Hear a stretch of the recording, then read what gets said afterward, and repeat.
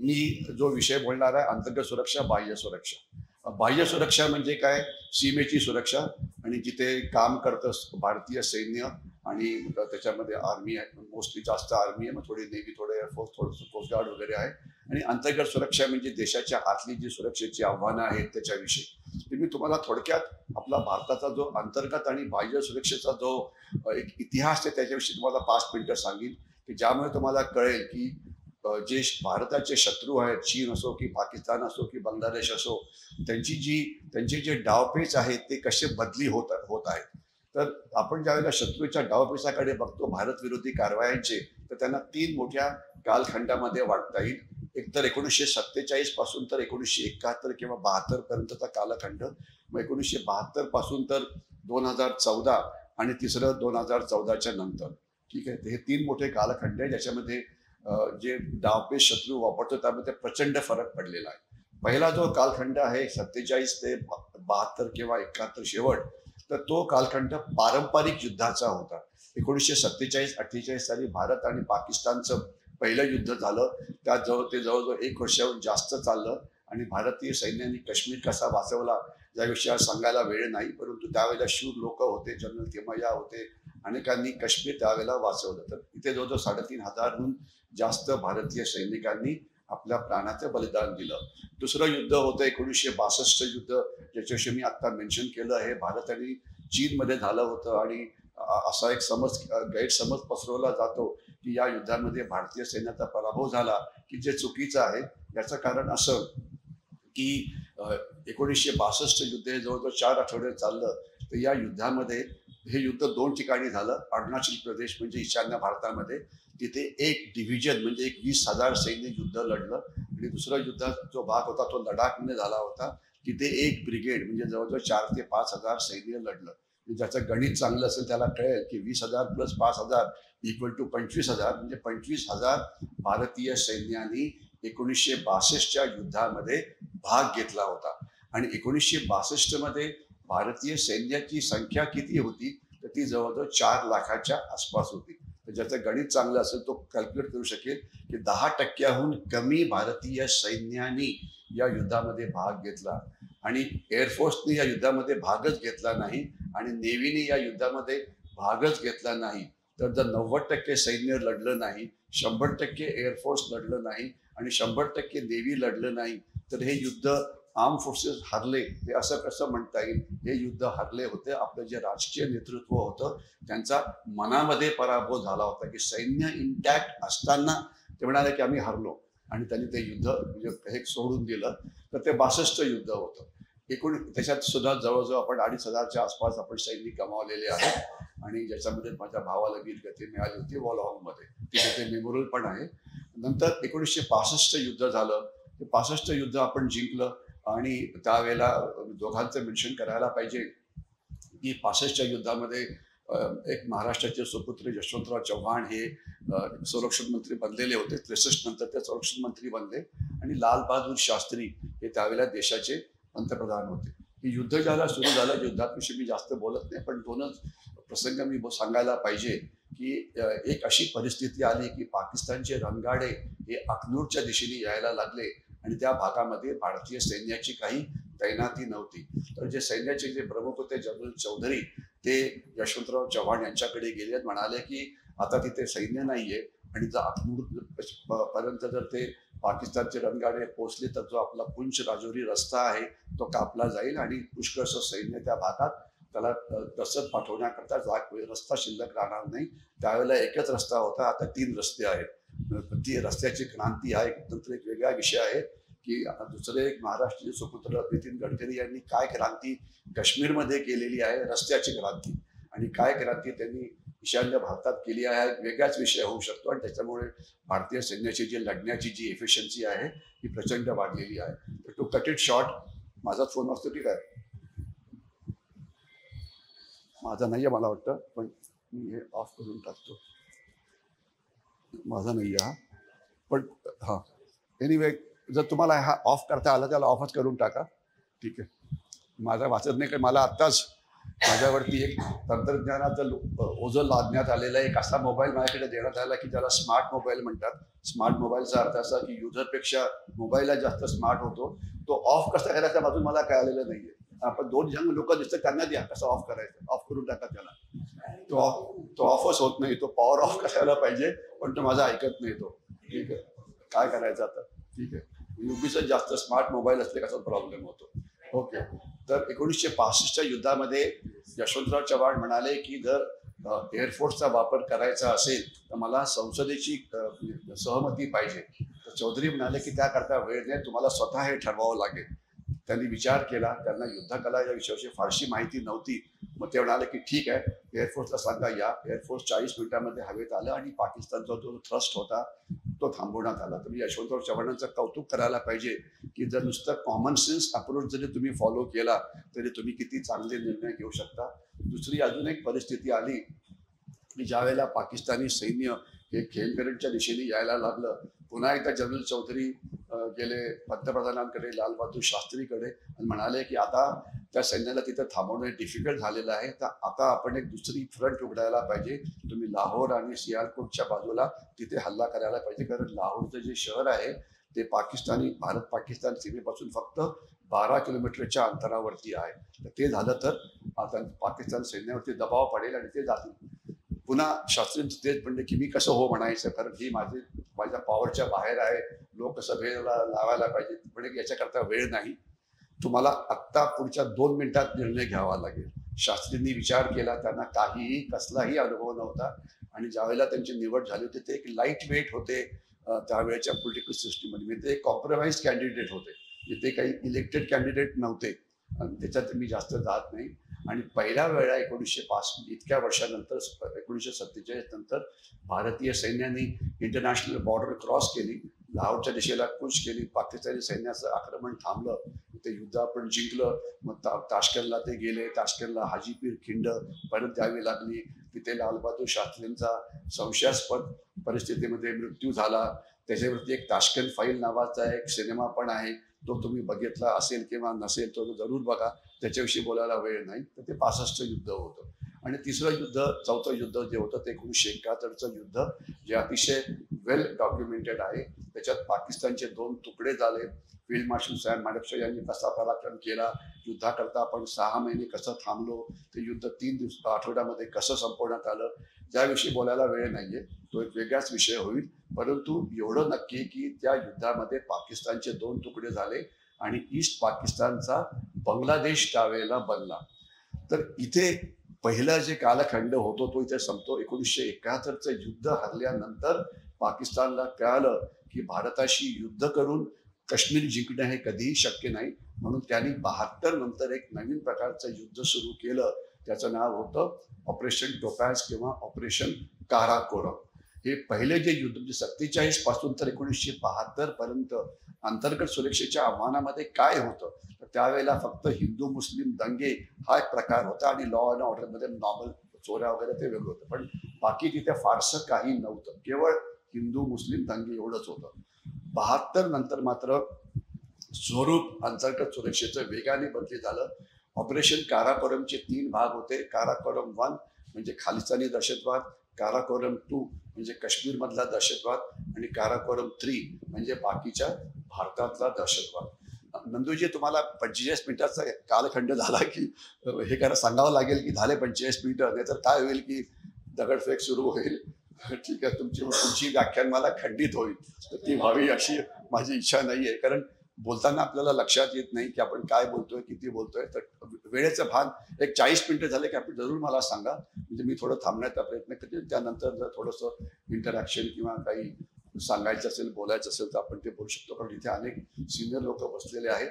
तर ते या विषयावरती त्यांची मतंही मांडू शकतात किंवा प्रश्न असेल ते विचारू शकतात.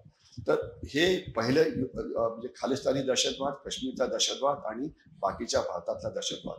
आपल्याला कल्पना असेल की खालिस्तानी दहशतवादामध्ये 80 साली हा सुरू झाला आणि 90 साली त्याचं जवळचं कन्व्हर्जन होण्यात आलं. या सगळ्या दहशतवादाच्या वेळेस आम्ही तिथे होतो. ऑपरेशन ब्लू स्टार मध्ये होतो. त्यानंतर ऑपरेशन रक्षक झालं. ब्लू स्टार म्हणजे काय आपल्याला कल्पना असावी की गोल्डन टेम्पलमध्ये 850 दहशतवादी घुसलेले होते, त्यांना मारलं. 3 दिवस ते युद्ध चाललं. त्याच्यानंतर मग ऑपरेशन रक्षक, ऑपरेशन अवध नावाचे ऑपरेशन झाले आणि 90मध्ये त्याचं कंबरडं मोडण्यात आलं. आणि म्हणजे हे जे युद्ध होतं त्या युद्धात पाकिस्ताननी वेगळं काय केलं? त्यांनी वेगळं असं केलं की 1972 नंतर पाकिस्ताननी भारताच्या वेगवेगळ्या भागांमध्ये दहशतवादी आणि त्यांचे समर्थक घुसवून आपल्या सिस्टीमला भ्रष्ट केले. म्हणजे त्यांचे समर्थक राजकीय पक्षामध्ये घुसले, नोकरशाहीमध्ये घुसले, पोलिसांमध्ये घुसले, NGO म्हणजे संस्था असतात त्याच्या घुसले, मीडियामध्ये घुसले. म्हणजे असं की अरे पाकिस्तान म्हणजे बरं दुसरं एकच उदाहरण देतो की म्हणजे पाकिस्ताननी कुठला दहशतवादी हल्ला केला की मीडियामध्ये म्हणजे लोकसत्ता म्हणा किंवा अशी जी मोठी मीडिया जे स्वतःला विद्वान समजतात, मी म्हणतो स्वतःला विद्वान समजतात असा मी शब्द वापरला, त्यांच्याकडनं अग्रलेख लिहायचा होता की आता भारताने संयम राखणं गरजेचं आहे. कारण आपण जर पाकिस्तानवरती जर प्रतिहल्ला केला तर पाकिस्तानला राग येईल आणि पाकिस्तानकडे न्यूक्लिअर बॉम्ब आहेत, ते न्यूक्लिअर बॉम्ब आपली माणसं मरतील. म्हणजे पाकिस्तानच्या न्यूक्लिअर बॉम्बला आपण घाबरायचं असं लोकसत्ता आणि महाराष्ट्र टाइम्स सांगायचं, परंतु आपल्या बॉम्बला ते घाबरत नव्हते. म्हणजे हे अशा प्रकारचे ॲडवाईस मीडियात यायला लागले. आणि काय यायला लागले याचं कारण की जे भ्रष्ट झालं होतं सगळं, जे त्यांचे समर्थक घुसून असं दाखवण्याचा प्रयत्न केला की जर तुम्ही सॉफ्ट राहिला तर तुम्ही मोठा देश आहात, तुमची संस्कृती 2000 हे आहे तर तुम्हाला थोडंफार मारपीट होत राहील, ती सहन करत राहावी वगैरे वगैरे. तर 1980 साली असे सगळे लोक घुसले. परंतु 90 सालापर्यंत खालिस्तानी दहशतवादाचं कंबरडं मोडण्यात आलं. त्याच्यामध्ये आम्ही होतो. माझा एक अतिशय चांगला मित्र मेजर अनुराग नवऱ्याल आमच्या ब्रिगेड मेजर होता. मी एक अधिकारी होता. तर त्याच्यात त्याला हे म्हणजे वीरगती मिळाली होती. त्याला 1988 सालचं जे सर्वात हायेस्ट गॅलंट्री अवॉर्ड होतं अशोक चक्र हे त्याला मिळालं होतं. तो 9 पॅरा स्पेशल फोर्सेस या बटालियनचा होता. तर एक पंजाबचा दहशतवाद. प्रश्न असा होतो की त्याचं आताचं स्वरूप काय आहे? तर आता स्वरूप थोडक्यात असं आहे की आता तिथे बंदुकीचा किंवा बॉम्बस्फोटाचा दहशतवाद नाहीये. तिथे आता अफगाणच्या चरसचा दहशतवाद आहे आणि तो प्रचंड प्रमाणामध्ये होतो आहे. आणि ड्रोनच्या मदतीने ड्रग्स कसे आत आणले जात आहेत याच्याविषयी आपण नंतर बोलण्याचा प्रयत्न करू. त्याच्यानंतर जे दुसरं युद्ध होतं काश्मीर. 1980 पर्यंत अतिशय शांत होतं. तिथे मोठ्या प्रमाणामध्ये घुसखोरी झाली. भारतीय सैन्य तिथे होतं पण ती तैनाती ही पारंपरिक युद्धाकरता होती. 80 साली सरकारला असं ज्यावेळेस हिंसाचार वाढला त्यावेळेस सरकारला वाटलं की पोलिसांची मदत घेऊन अर्धसैनिक दलाची मदत घेऊन थांबवता येईल, परंतु ते जमलं नाही. आणि 1984 साली पहिल्या वेळेला भारतीय सैन्याला दहशतवादी विरोधी अभियान, ज्याला इंग्लिशमध्ये म्हटलं जातं अँटी इन्फिल्ट्रेशन ऑपरेशन्स आणि अँटी टेररिस्ट ऑपरेशन्स याकरता तैनात करण्यात आलं. आणि त्यानंतर जे सैन्य तिथे तैनात करण्यात आलं तर तिथे मी माझं अर्ध आयुष्य त्या भागात घालवलेलं आहे. पुंछ असो, राजौरी असो, आम्ही भरपूर दहशतवाद्यांना मारलेलं आहे. 4 वेगवेगळ्या कालखंडामध्ये आम्ही तिथे होतो. आणि 95 ते 98 मध्ये माझी बटालियन तिथे होती, जिथे आम्हाला अनेक शूरता पुरस्कार मिळाले होते. ज्याच्यामध्ये म्हणजे शूरता पुरस्कार 2 प्रकारचे असतात, एक ते इंडिव्हिज्युअल आणि दुसरे असतात कलेक्टिव्ह. तर आम्हाला chief of army staff unit citation मिळालं असतं, जे एका टीमला दिलं जातं आणि ते त्यांच्या 3 वर्षाच्या कारकिर्दीकरता असतं. 7 मराठाला युनिट सायटेशन मिळालं होतं, 18 अवॉर्ड्स मिळाले होते, खूप दहशतवादी मारले. तर काश्मीरचा दहशतवाद जास्त बोलायला वेळ नाही. आता त्याची परिस्थिती अशी आहे की जवळजवळ त्याचं कंबरडं मोडलेलं आहे. जवळजवळ जे इन्फिल्ट्रेशन पाकिस्तानच्या बाजूने होत आहे ते जवळजवळ 95% थांबलेलं आहे. 100% कधीच थांबणार नाही. आणि काश्मीरमधला दहशतवाद केव्हा संपेल तर त्याचा जोपर्यंत पाकिस्तान नावाचा देश आहे तोपर्यंत तो संपणारच नाही. म्हणजे जसं कुणाला वाटलं की 370 कलम काढलं वगैरे तर दहशतवाद संपेल, ती जादू नाही आहे. ती पाकिस्तानकडे प्रॉब्लेम क्रिएट करण्याची क्षमता अजून सुद्धा प्रचंड आहे. पण सध्या फक्त 100-150 दहशतवादी काश्मीरमध्ये असावेत आणि ते सगळे सॉफ्ट टार्गेट्सवरती हल्ले करतात. सॉफ्ट टार्गेट्सचा याचा अर्थ बायका, मुलं, काश्मीरी पंडित किंवा बाहेरनं कामाकरता रोजगाराकरता आलेले मजूर वगैरे त्याच्यावरती हल्ले होतात. पण लेवल फार सध्या कमी आहे. पण अजून सुद्धा सैन्य तिथे तैनात आहे आणि मधून भडका म्हणजे होऊ शकतो, कारण पाकिस्तान आहे आणि पाकिस्तानला चीनची मदत आहे. त्याच्यानंतर आपण जर बघितलं तर काश्मीरमधला दहशतवाद आता अतिशय लो लेवलला आहे. आता निवडणुका झालेल्या आहेत, त्याच्यामध्ये पुष्कळ हे होतं.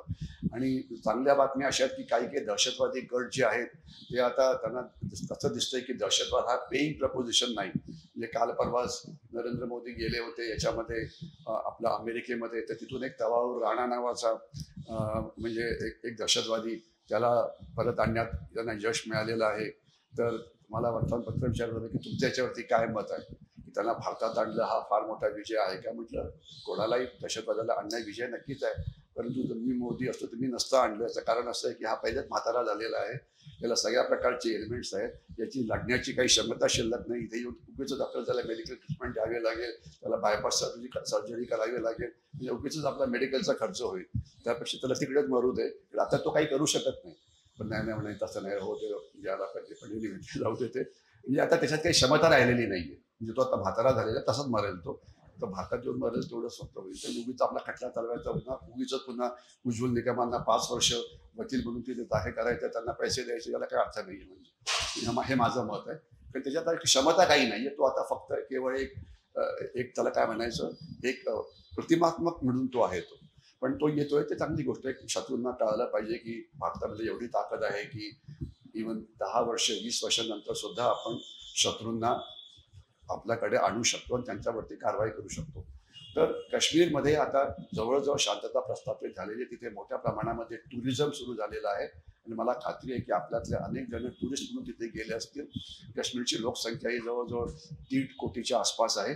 हे आकडे 2010चे आहेत. 2010 साली शेवटची मोजणी झालेली होती. 2020 मध्ये व्हायला पाहिजे होती पण झाली नाही. आता 25 मध्ये होईल असं म्हटलं जातं आहे. तर होईल तेव्हा आपण पुन्हा एकदा काउंट करू. पण 2 कोटीहून जास्त काश्मीरची लोकसंख्या नाही.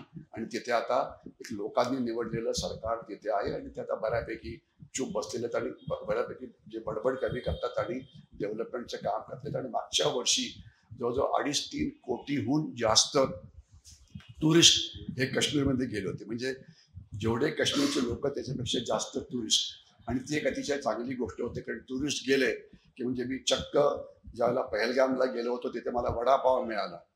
म्हणजे कारण काय तिथे महाराष्ट्रीयन टुरिस्ट पुष्कळ जातात, गुजराती टुरिस्ट जातात, पण ढोकळा पण मिळतो. ठीक आहे ना. आणि जर तुम्ही कधी परदेशात गेला असाल तर परदेशात तुम्ही गेला की म्हणजे तुमच्या टेबलवरती तुमच्या देशाचा फ्लॅग ठेवला जातो की तुम्ही भारतातून आलेला आहात. तर आता जसं काश्मीरचं बऱ्यापैकी भारतीयकरण होत आहे, कारण जेवढ्या संख्येने तिथे भारतीय जातात त्यांना जे पाहिजे असेल, डोसा तिथं पहलगाममध्ये डोसा खायचा म्हणजे जरा गडबड आहे. म्हणजे की तो काय तिथे खायचा पदार्थ नव्हता. म्हणजे पण म्हणजे जे इतर ठिकाणी जे आपल्या लोकांना जे आवडतं, साऊथ इंडियन म्हणतात की आम्हाला डोसा पाहिजे, महाराष्ट्रवादी म्हणतात की आम्हाला वडापाव पाहिजे आणि इतर अशा गोष्टी. तर ते भारतीयकरण टुरिझममुळे मोठ्या प्रमाणात होत आहे. आणि तिथे मला एक असं सांगता येईल की तुम्ही एक देशाचे नागरिक म्हणून काय करू शकता. तर कृपया अमेरिकेला जाऊ नका टुरिझम करता, इंग्लंडला जाऊ नका, युरोपला जाऊ नका. महिनाभरची टूर चांगली असते. त्याच्याऐवजी भारतात टुरिझम करा. खास तर आता या 15 जानेवारीला आर्मी डे असतो, तर त्यावेळेला सरकारने अजून 75 ठिकाणं सीमेवरती बॉर्डर टुरिझम करता किंवा युद्धभूमी दर्शनाकरता उघडलेली आहेत. त्याची माहिती साईटवरती अवेलेबल आहे. कृपया तिथे जा. म्हणजे थोडक्यात सांगायचं म्हटलं तर तुम्ही गलवान हे नाव ऐकलं असेल की जे लडाखमध्ये आहे, तुम्ही गलवानमध्ये जाऊ शकता. तिथे तुम्ही राहू शकता. पँगँग सो लेक नावाचा प्रकार तुम्ही ऐकला असेल, तुम्ही तिथे जाऊन राहू शकता. चुशूलची लढाई जी 62 मध्ये झाली होती, तुम्ही तिथे जाऊन राहू शकता. म्हणजे तर हे जे बॉर्डर एरिया टुरिझम आहे, कारण सरकारला असं दिसलं होतं आणि तो एक अतिशय चांगला निर्णय होता की सीमावर्ती भागामध्ये आपले लोक राहतच नव्हते, कारण तिथे उद्योगधंदाच काही नव्हता. तर आता ज्याला बॉर्डर टुरिझम वाढतं तर थँक्यू. ठीक आहे. मोठ्या शत्रूकडे आपण बघतो तर लहान शत्रू लक्षात येत नाही. ठीक आहे. चला धन्यवाद.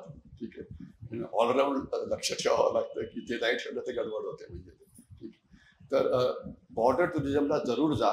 आणि एरवी तरी आता डॉलरची किंमत म्हणजे रुपयाची किंमत खूप खाली गेलेली आहे. अमेरिकेत जायचं तर तुम्हाला 30% जास्त पैसे भरावे लागतील. त्या मानाने तुमचे जे सगळे जे 3-4 कोटी भारतीय तुमचे, मला खात्री आहे की इथे बसलेल्या प्रत्येक माणसाचे मित्र किंवा नातेवाईक हे अमेरिकेत किंवा इंग्लंडमध्ये असतील. तर त्यांना मोटिवेट करा की भारतातल्या टुरिझम करता अयोध्या बघा, वाराणसी बघा, युद्धभूमी बघा. अतिशय सुंदर पद्धतीने भारतामध्ये टुरिझम वाढतं आहे, एवढंच मी सांगतो. आणि ॲडव्हेंचर टुरिझम जर तुम्हाला पाहिजे असेल तर त्याकरता युरोपला जायची गरज नाही आहे. वाटेल तेवढं ॲडव्हेंचर टुरिझम हे अवेलेबल आहे याच्यामध्ये. आणि इव्हन कोकणामध्ये सुद्धा इतक्या हटके म्हणजे बीचेस आहेत, हटके हे आहेत की लोकांना फक्त मोठे नावं माहिती आहेत, ठीक आहे ना. पण गणपतीपुळे म्हटलं तर गणपतीपुळेच्या जवळ 5 वेगवेगळी हे आहेत. म्हणजे तर तिथे तुम्ही गेला का? तर तिथे मी जाऊन आलो होतो.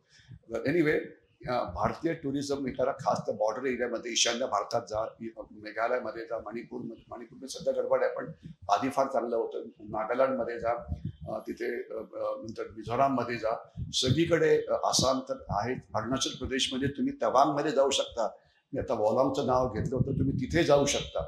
आणि अतिशय सुंदर जागा आहे आणि खरोखर तिथे क्रांती झालेली आहे. म्हणजे क्रांती म्हणजे एकाच वाक्यात तुम्हाला सांगण्याचा मी प्रयत्न करतो की ज्यावेळेला माझं पोस्टिंग एक अलांग नावाची जागा होती अरुणाचल प्रदेशमध्ये, तर मी ज्यावेळेला पुण्यावरनं तिथे जायचो तर मला 13 दिवस लागायचे. म्हणजे एक दिवस पुण्यावरनं मुंबईला, मग 2 दिवस ट्रेनमध्ये बसून जायचं आपल्या कलकत्त्याला एक रात्र थांबायचं, मग पुन्हा ट्रेन पकडायची, मग जायचं न्यू बोंगाईगावला, तिथे एक दिवस थांबायचं, मग जायचं चलापथरला, तिथे एक दिवस थांबायचं. लांब कहाणी आहे ती. 13व्या दिवशी तिथे पोहोचायचं. ज्यावेळेला मी गेलो होतो आत्ता 2 वर्षापूर्वी, तर मी 13 तासात माझ्या घरून जिथे माझं पोस्टिंग होतं तिथे पोहोचलो होतो.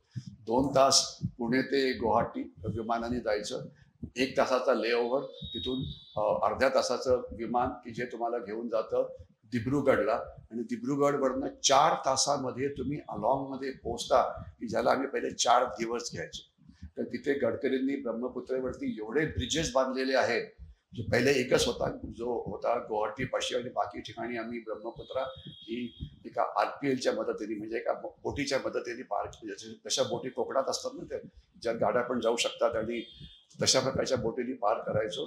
आता तिथे म्हणजे ब्रिजेस झालेले आहेत. आणि त्याच्यामधला जो बोगीबिल ब्रिज नावाचा प्रकार आहे तो म्हणजे एक अतिशय मार्व्हल आहे की 3 मजली पूल, की खालती रस्ता, वरती रेल्वे लाईन, त्याच्यावरती अजून काहीतरी. आणि अशा डोंगराळ भागामध्ये जिथे नद्या पुष्कळ असतात तर तिथे ब्रिजेसचं महत्त्व खूप असतं. आणि केवळ तुमच्या माहितीकरता गडकरींनी आपल्या काश्मीरमध्ये 29 टनेल म्हणजे 29 बोगदे खणलेले आहेत. म्हणजे याची कल्पना तुम्हाला असायला पाहिजे. आम्ही ज्याला जम्मूवरनं निघायचो लडाखमध्ये, समजा लेहला जाण्याकरता तर 7 किंवा 8 दिवस लागायचे. जम्मूपासून उधमपूर 1 दिवस, उधमपूरपासून रामबन पासून मग श्रीनगर पासून मग काय ते मध्ये म्हणजे श्रीनगर पासून आपलं ती कुठली पास आहे, झोजिला पास, तिथे द्रास, मग द्रास पासून मग पुढे बुधखरबू, म्हणजे असं हे होतं. म्हणजे हे प्रोव्हायडेड जर तुम्हाला सगळे कनेक्शन ठीक मिळालं तर. मध्ये एक चुकलं कनेक्शन तर सगळं तुमचं हे अपसेट होईल, आणि रस्ता बंद पडला तर तुम्ही तिथेच राहणार ते. परंतु आता तिथे 29 बोगदे बनलेले आहेत. डोंगराळ भागामध्ये बोगदे हे अतिशय इंटरेस्टिंग. काय तर डोंगराळ भागात काय व्हायचं की तुम्ही पहिले 2000 फूट वर चढायचे, पुन्हा खालती यायचं. म्हणजे एका खोऱ्यातून दुसऱ्या खोऱ्यात जाण्याकरता वर खाली वर खाली वर खाली. आता सरळ बोगद्यामुळे तुम्ही 2000 फुटाच्या वरती तुम्ही 29 बोगदे पार करून कुठेही न चढता सरळ लेहला पोहोचतं. आणि आता जो शेवटचा जो बोगदा आहे म्हणजे झेडमोड, आता तो बोगदा तर तयार झाला, पण तो शेवटचा जो बोगदा झोजिलाचा आहे तो असं वाटतं की पुढच्या 2 वर्षात होईल. तसं झालं तर लेहमध्ये तुम्ही 12 महिने जाऊ शकाल. तर आता लेहचा रस्ता 6 महिने हा बंद पडायचा. ही अक्षरशः क्रांती आहे. त्याच्यामुळे टुरिझम खूप वाढलेलं आहे. जरूर जा तिथे. आणि तुम्हाला भारतामध्ये अनेक अतिशय निसर्गरम्य अशा जागा आहेत की ज्या आपण बघायलाच पाहिजे. अमेरिकेमध्ये आता जाऊ नका, डॉलरची किंमत तशीच वाढलेली आहे का, म्हणून माझं स्वतःचं मत आहे. काश्मीरविषयी सांगतो. तर हे काश्मीरविषयी मी थोडंसं बोललो. आणि या K3चा जो 3रा भाग होता तो होता दहशतवाद बाकीच्या भारतामध्ये. आणि त्याचा पहिला मान म्हणतात ना, मराठी पावलं पुढे असं काहीतरी म्हणतात ते. तर सर्वात पहिला मान हा मुंबईला मिळाला ज्यावेळेला 93 साली मुंबईमध्ये बॉम्ब ब्लास्ट झाले. 13 बॉम्ब ब्लास्ट झाले होते. 14वा झाला की नाही याच्याविषयी डाऊट आहे. मला तर डाऊट नाही आहे, पण काही लोकांना डाऊट आहे झाला की नाही ते. आणि तो कोणी केला होता तर त्यावेळेला म्हणजे आपल्याला एखादी गोष्ट अभिमानाने सांगता येईल की तुमच्या भागात जर कोणी वर्ल्ड क्लास असेल तर तुम्हाला अभिमान वाटतो की गुकेश आमचा चेसचा वर्ल्ड चॅम्पियन आहे. तसं त्यावेळेला आपल्याला सांगता येत होतं की जो जगातला सर्वात मोठा सागरी दहशतवादी होता दाऊद इब्राहिम, त्याचा जन्म आपल्या महाराष्ट्रात झालेला होता. एका पोलिसाचा तो मुलगा होता दाऊद इब्राहिम, आणि त्यावेळेला नवीन त्यांनी युद्ध प्रकार सुरू केला की दहशतवादी कशाला ट्रेनिंग करत बसायचं, सगळे जे क्रिमिनल्स आहेत त्यांना काम द्या, सुपारी द्या, त्यांना सांगा की 13 ठिकाणी बॉम्ब ब्लास्ट करा, आणि ते पाकिस्तान याची काही गरज नाहीये. आणि 93 सालानंतर अनेक बॉम्ब ब्लास्ट सुरू झाले, याच्याविषयी आपल्याला पूर्ण माहिती आहे. 26 अकराचा हल्ला आपल्याला माहिती आहे, तो काय झालं, कसं झालं, या सगळ्यांविषयी मला बोलायची इच्छा नाही. पण ज्यांना याविषयी जास्त इंटरेस्ट असेल, माझं स्वतःचं एक यूट्यूब चॅनल आहे, तर तिथे आपण हे सगळ्या गोष्टी बघू शकता. तिथे 1000हून जास्त व्हिडिओज आहेत. यूट्यूबवरती जा, नुसतं माझं नाव घाला, ब्रिग हेमंत महाजन, म्हणजे ब्रिगेडियर हेमंत महाजन. इथे दाखवायला वेळ नाही, तर दाखवलं असतं मी. तर तिथे जर तुम्ही केले तर तुम्हाला या सगळ्या, म्हणजे पंजाबमधला दहशतवाद किंवा काश्मीरमधला दहशतवाद, बाकीचा दहशतवाद, चीन काय करतोय, पाकिस्तान काय करतोय, सागरी सुरक्षा काय, सगळ्याविषयी तिथे भरपूर माहिती आहे. 5 मिनिटापासून तर 25-30 मिनिटं एवढे लांबचे व्हिडिओज आहेत. ज्याला वेळ आहे त्यांनी बघावं. परंतु एवढे व्हिडिओज बघायचे कसे हा प्रश्न समोर येतो. त्याकरता उत्तर असं आहे की ज्यावेळेला तुम्ही जेवायला बसताल त्यावेळेला एक व्हिडिओ ऑन करून ठेवा, 10 मिनिटं ऐका, पुन्हा बंद करा, कारण माझा चेहरा बघायची काही गरज नाही. पुष्कळ माहिती तुम्हाला तिथे मिळेल. तर हे जे बॉम्ब ब्लास्ट सुरू झाले हे सुरूच राहिले, आणि ते काही संपायचं काही फारसं लक्षण दिसत नव्हतं. आपल्या सगळ्या ज्या कारवाया होत्या त्या रक्षात्मक होत्या, की सैन्य वाढवा, हे करा, ते करा. 2014 मध्ये हा तिसरा कालखंड सुरू झाला. तर त्याच्यामध्ये एक मोदी सरकार आलं. हे देशाच्या सुरक्षेच्या बाबतीत आक्रमक आहे. आणि ज्यावेळेला पहिला एक मोठा दहशतवादी हल्ला ज्यावेळेला काश्मीरमध्ये झाला, एक पुलवामामध्ये झाला होता, एक उरीला झाला होता, त्यावेळेला आपण आपला पहिला सर्जिकल स्ट्राईक केला. पाकिस्तानच्या आत घुसून आपण पुष्कळचे हे मारले. दुसरा विदिन अबाउट 1 इयर बालाकोटला दुसरा स्ट्राईक करण्यात आला. आणि त्याच्यानंतर मग पाकिस्ताननी जे दहशतवादी हल्ले जे होत होते भारतामध्ये, ते आता पूर्णपणे थांबवलेले आहेत. आणि 2015-16 नंतर दहशतवादी हल्ले, म्हणजे त्याला 26 अकरासारखा हल्ला म्हणा किंवा बॉम्बस्फोट म्हणा, हे बाकीच्या भारतात होत नाहीये. ते आता फक्त काश्मीर पुरते मर्यादित आहे. आणि नक्षलवादी भागात आहे, पण नक्षलवादी भाग हा डावा दहशतवाद हा वेगळा प्रकार आहे. ठीक आहे. पण कारण पाकिस्तानला कळून चुकलेलं आहे की दहशतवादी हल्ल्यामध्ये त्यांचं मोठ्या प्रमाणात नुकसान होतं आहे. तर ते सगळं थांबलेलं आहे. परंतु आता जे युद्ध सुरू झालेलं आहे त्याला म्हणजे मल्टी डोमेन वॉरफेअर, किंवा त्याला 4 शब्द वापरले जातात. अनरिस्ट्रिक्टेड वॉरफेअर म्हणजे असं युद्ध की ज्याला काही नियम नाही. दुसरं मल्टी डोमेन वॉरफेअर म्हणजे कुठल्याही क्षेत्रामध्ये युद्ध, किंवा तिसरं आहे हायब्रिड वॉरफेअर, किंवा चौथं आहे ग्रे झोन वॉरफेअर. आता मी याच्या जास्त पुस्तकी ज्ञानात जात नाही, हा काय कॉलेजचा विषय नाही आहे. कॉलेजमध्ये प्रोफेसर लोक याच्यावरती 4-4 तास लेक्चर ठोकतात की म्हणजे काय ग्रे झोन वॉरफेअर आणि हायब्रिड वॉरफेअर मधला फरक मार्क मिळाला, फरक समजायला पाहिजे ना. पण फरक काही नाहीये कुठल्याही पद्धतीने युद्ध. तर तुम्हाला मी थोडक्यात सांगायचा प्रयत्न करतो म्हणजे काय, आणि हे कोण लढतं आहे आणि कोण शत्रू आहे. आपण ज्यावेळेला युद्धकलेविषयी बोलतो, आपण पहिल्या प्रश्न विचारतो की तुमचे शत्रू कोण आहे. तर भारताचे जे बाह्य शत्रू आहेत ते आहे चीन आणि पाकिस्तान, याच्याविषयी कोणाच्या मनामध्ये शंका नसेल. आणि मोठ्या प्रमाणामध्ये बांगलादेश पण आहे. तर मी पहिले चीन आणि पाकिस्तानशी बोलायच्या ऐवजी मी पहिले बांगलादेशविषयी बोलेन, कारण हा जास्त भयंकर शत्रू आहे. आणि त्याच्यानंतर एक अशी समजूत होती की जे वेस्टर्न वर्ल्ड आहे, म्हणजे वेस्टर्न डेमोक्रेसीज आहे, म्हणजे युरोप असो की अमेरिका असो, हे आपले मित्र असावेत, कारण आपण सुद्धा एक डेमोक्रेसी आहोत. तर डेमोक्रेसी म्हणजे मित्र असायला पाहिजे ना. परंतु तसं नाही, त्याच्यात सुद्धा गडबड आहे. एक तुम्ही शब्द ऐकला असेल डीप स्टेट म्हणून. तर डीप स्टेट विषयी मी आता बोलायला पूर्ण वेळ नाही, पण मी 1-2 उदाहरण फक्त द्यायचा प्रयत्न करीन आणि त्याच्याविषयी आपण नंतर बोलू. तर हे जे multi domain warfare, unrestricted warfare वगैरे जे आहे, हे नेमकं काय. इथे याचा अर्थ थोडक्यात असा होतो की कुठल्याही पद्धतीने युद्ध, म्हणजे त्याच्या आपण एक 10-12 घेऊ की त्याला म्हणायचं युद्ध काय. त्याच्यामध्ये प्रकार आहेत information warfare, disinformation warfare, psychological warfare, narrative warfare, perception management. हे सगळे एकमेकाचे भाऊबंद आहेत. म्हणजे नाव मध्ये एकच की चुकीची माहिती पडवायची. तुम्ही जर दुसऱ्या महायुद्धामध्ये गोबेल्स म्हणून एक नाव होतं की जो प्रोपोगंडा म्हणजे एक्सपर्ट होता की खोटी बातम्या कशा पसरवायच्या. त्याचं तुम्हाला मी एकच उदाहरण देतो, कारण जास्त थिअरी ठेवली तर असं वाटलं की फर्ग्युसन कॉलेजचं लेक्चर झालं की काय. तर त्याच्या म्हणून असं आहे की ज्यावेळेला 1900 म्हणजे ज्यावेळेला गलवानचं युद्ध सुरू झालं होतं, गलवानमध्ये गडबड सुरू होती, गलवान पोस्ट गलवान म्हणजे, तर त्यावेळेला अशी बातमी येत होती आपल्या वर्तमानपत्रामध्ये लोकसत्ता की चीननी 50,000 सैन्य भारत चीन सीमेवरती एकत्र केलं. ते पुण्यात लोक घाबरले, आणि 50,000 सैन्य, आपलं सैन्य काय करते पुण्यात, नुसतं आराम करत बसले की काय. तसं नव्हतं ते, आपलं सैन्य पण तिथे होतं. बातमी कशी होती, एकतर्फी होती की चीनचं सैन्य तिथे आलं आणि आपलं सैन्य माशा मारत नव्हतं. दुसऱ्या दिवशी बातमी, चीननी तिथे हेलिकॉप्टर्स तैनात केले. तर आपले हेलिकॉप्टर काय नाशिकमध्ये दबून बसले होते, कारण तसं नव्हतं ते. चीननी तिथे मोठ्या तोफा तैनात केल्या. आपल्या तोफा काही म्युझियममध्ये ठेवलेल्या नव्हत्या, आपल्या तोफा पण तिथे होत्या. म्हणजे जेवढ्या आवश्यक होत्या त्या सगळ्या होत्या. म्हणजे ते एक असेसमेंट असते की तुम्हाला किती सैन्य पाहिजे, केवढं पाहिजे, त्या होत्या तिथे. मग चीननी तिथे रणगाडे आणले. मग आपले रणगाडे काही लपून बसलेले नव्हते अहमदनगरला, किंवा अहमदनगरला आंबटपूर सेंटर आहे, ते तसं नव्हतं, तिथे आपले पण होतं. म्हणजे आपल्याला जेवढी युद्ध लढण्याकरता सामुग्री पाहिजे, युद्ध लढण्याकरता जे सैन्य पाहिजे, सगळं ते तिथे होतं.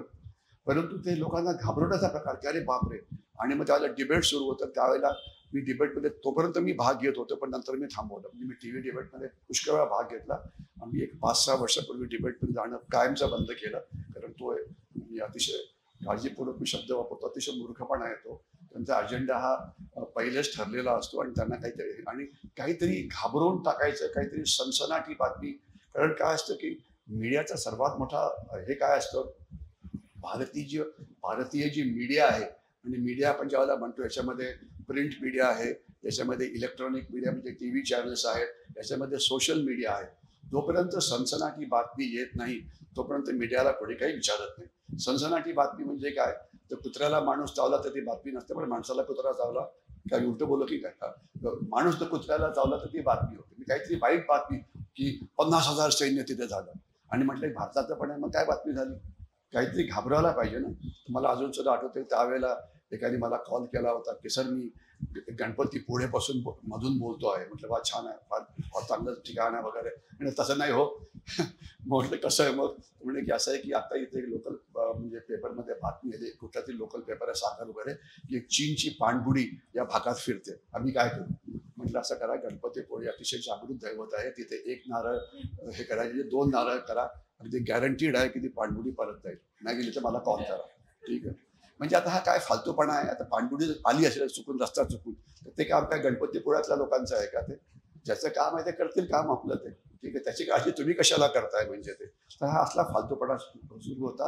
हा सगळ्या इन्फॉर्मेशन वॉरफेअरमध्ये आपल्या टीव्ही चॅनलवरती आपले तज्ज्ञ, हे प्रोफेसर व्हरायटी किंवा असे एक्सपर्ट वगैरे आपल्याला घाबरवण्याचा प्रयत्न करतात की मुकाट्याने चीनचं म्हणणं आहे का, चीन ही फार मोठी शक्ती आहे, त्यांची आर्थिक ताकद तुमच्या 3.5 टाइम्स आहे, आणि ही ताकद पोहोचायला तुम्हाला पुढचे 100 वर्ष लागतील. म्हणजे आमच्या नातवाला सुद्धा असं ऐकावं लागेल. म्हणजे आमच्या तर सोडूनच द्या, पण नातवाची सुद्धा हाल मुश्किल आहे.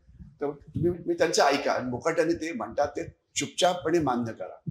हे आपल्या टीव्ही चॅनलवरती लोक सांगत होते. आणि त्याच्यामध्ये म्हणजे इतका काही वेळा इतका म्हणजे इंडियन मीडिया ही किती वेडी झालेली आहे. आणि मी पुन्हा अतिशय काळजीपूर्वक शब्द वापरतो आहे की मोठे वर्तमानपत्र, तर त्यांनी म्हणजे गलवानमध्ये ज्याला युद्ध झालं, आणि त्याच्यामध्ये आपल्या 20 भारतीयांचा, त्याच्यामध्ये भारतीय सैनिकांचा मृत्यू झाला होता. आणि त्यावेळेला जे तिथले कमांडिंग ऑफिसर होते 14 बिहारचे मेजर कर्नल संतोष बाबू, त्याचा पण मृत्यू झाला होता. भारतीय 20 सैनिक मारले गेले, अतिशय मोठं नुकसान झालं. अरे गाढवांनो, मी काळजीपूर्वक म्हणतो आहे, हे 20 सैनिक एकमेकाला मारत बसले होते का तिथे, की हा एक अल्फा कब्जा सैनिक ब्रावोवाल्याला मारतो, ब्रावो चार्लीला मारतोय. अरे ते चीनी सैनिक अशी लढत होते, तर ते जर 20 गेले असेल तर अर्थात चीनचे पण कॅज्युअलिटीज झालेले आहेत, त्यात काही डाऊट नको. की ते गंमत, ती काही लुटुपुटूचे किंवा काही T20ची फिक्स असलेली IPLची मॅच नव्हती ना, म्हणजे ती. ठीक आहे ना. तर पण तुम्हाला अरे बापरे 20 सैनिक गेले, काय मोठं नुकसान झालं वगैरे. नंतर मग हळूहळू जाहीर आलं की चीनचे जवळजवळ 70हून जास्त सैनिक तिथे मारले गेलेले आहेत. हे सगळ्यांना माहिती होतं, कारण चीनची जी सोशल मीडिया आहे. प्रॉब्लेम काय माहिती आहे का, ज्या इन्फॉर्मेशन वॉरफेअरमध्ये आपले जी सोशल मीडिया आहे त्याच्यात चीन पूर्णपणे घुसलेला आहे. म्हणजे फेसबुक असो की यूट्यूब असो की तुमचं काय ट्विटर असो, की ट्विटरला X म्हणतात ते असो, परंतु चीन मात्र यूट्यूबवरती त्याच्यात नाही. चीनची सोशल मीडिया ही पूर्णपणे चीनी कंट्रोल्ड आहे.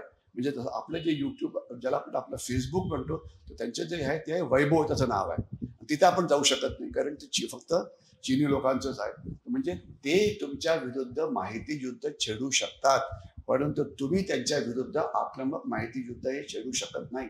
छेडता येतं. काही करायचं म्हटलं तर करायला 100 पद्धती आहेत, परंतु मग त्याकरता एक काही अनकन्व्हेन्शनल गोष्टी वापराव्या लागतात. तर हे मल्टी डोमेन वॉरफेअरचं हे एक युद्ध झालं, ठीक आहे ना. मग दुसरं युद्ध ज्याला म्हणायचं आर्थिक युद्ध म्हणा, आर्थिक घुसखोरी म्हणा, आर्थिक महायुद्ध म्हणा, ठीक आहे. तर त्याच्याविषयी मी तुम्हाला थोडं सांगण्याचा प्रयत्न करतो की जे चीन भारताविरुद्ध मोठ्या प्रमाणामध्ये प्रचंड प्रमाणामध्ये करतो आहे आणि त्या युद्धाला अजून सुद्धा आपल्याला पुरेसं उत्तर मिळालेलं नाही. ते युद्ध कसं लढायचं आहे.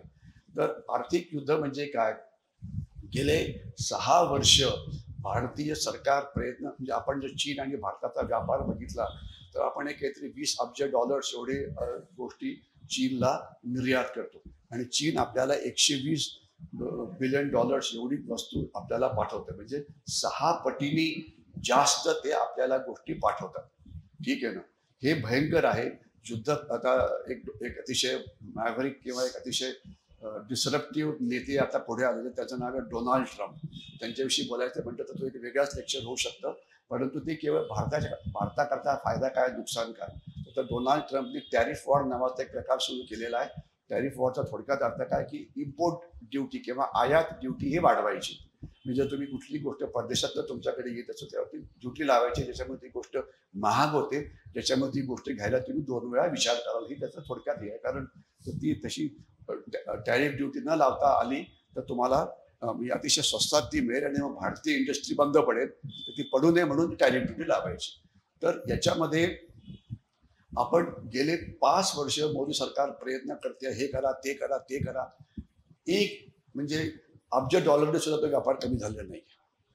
त्याचं कारण काय, याचं कारण चीनने भारतीय अर्थव्यवस्थेमध्ये केलेली घुसखोरी. आता ही घुसखोरी काय, आज चीनचे सर्वात मोठे समर्थक कोण, म्हणजे कम्युनिस्ट पार्टी ऑफ इंडिया आहे, CPI. मी त्याच्यात मी जास्त जात नाही कारण ते सगळे इरिलेव्हंट पक्ष आहेत ते, म्हणजे ठीक आहे ना. परंतु आज भारताचं जे कॉर्पोरेट वर्ल्ड आहे, आणि मी आशा करतो की त्या कॉर्पोरेट वर्ल्डमध्ये कोणी नसावं, कारण त्यांना मी काय म्हणतो ते आवडणार नाही. ते त्यांचे आर्थिक गुलाम बनलेले आहेत. त्यांना वाटतं की चीन शिवाय आम्ही जिवंत राहू शकत नाही. लॅपटॉप असो, आता तुम्हाला 2 उदाहरणं देतो की ज्याच्यामध्ये तुम्ही काय करू शकता हा प्रश्न येतो. आज भारतात सगळ्यांकडे मोबाईल आहे, त्याच्यात कोणाला डाऊट नको. आणि काही लोकांकडे 4-4, 5-5 मोबाईल आहे.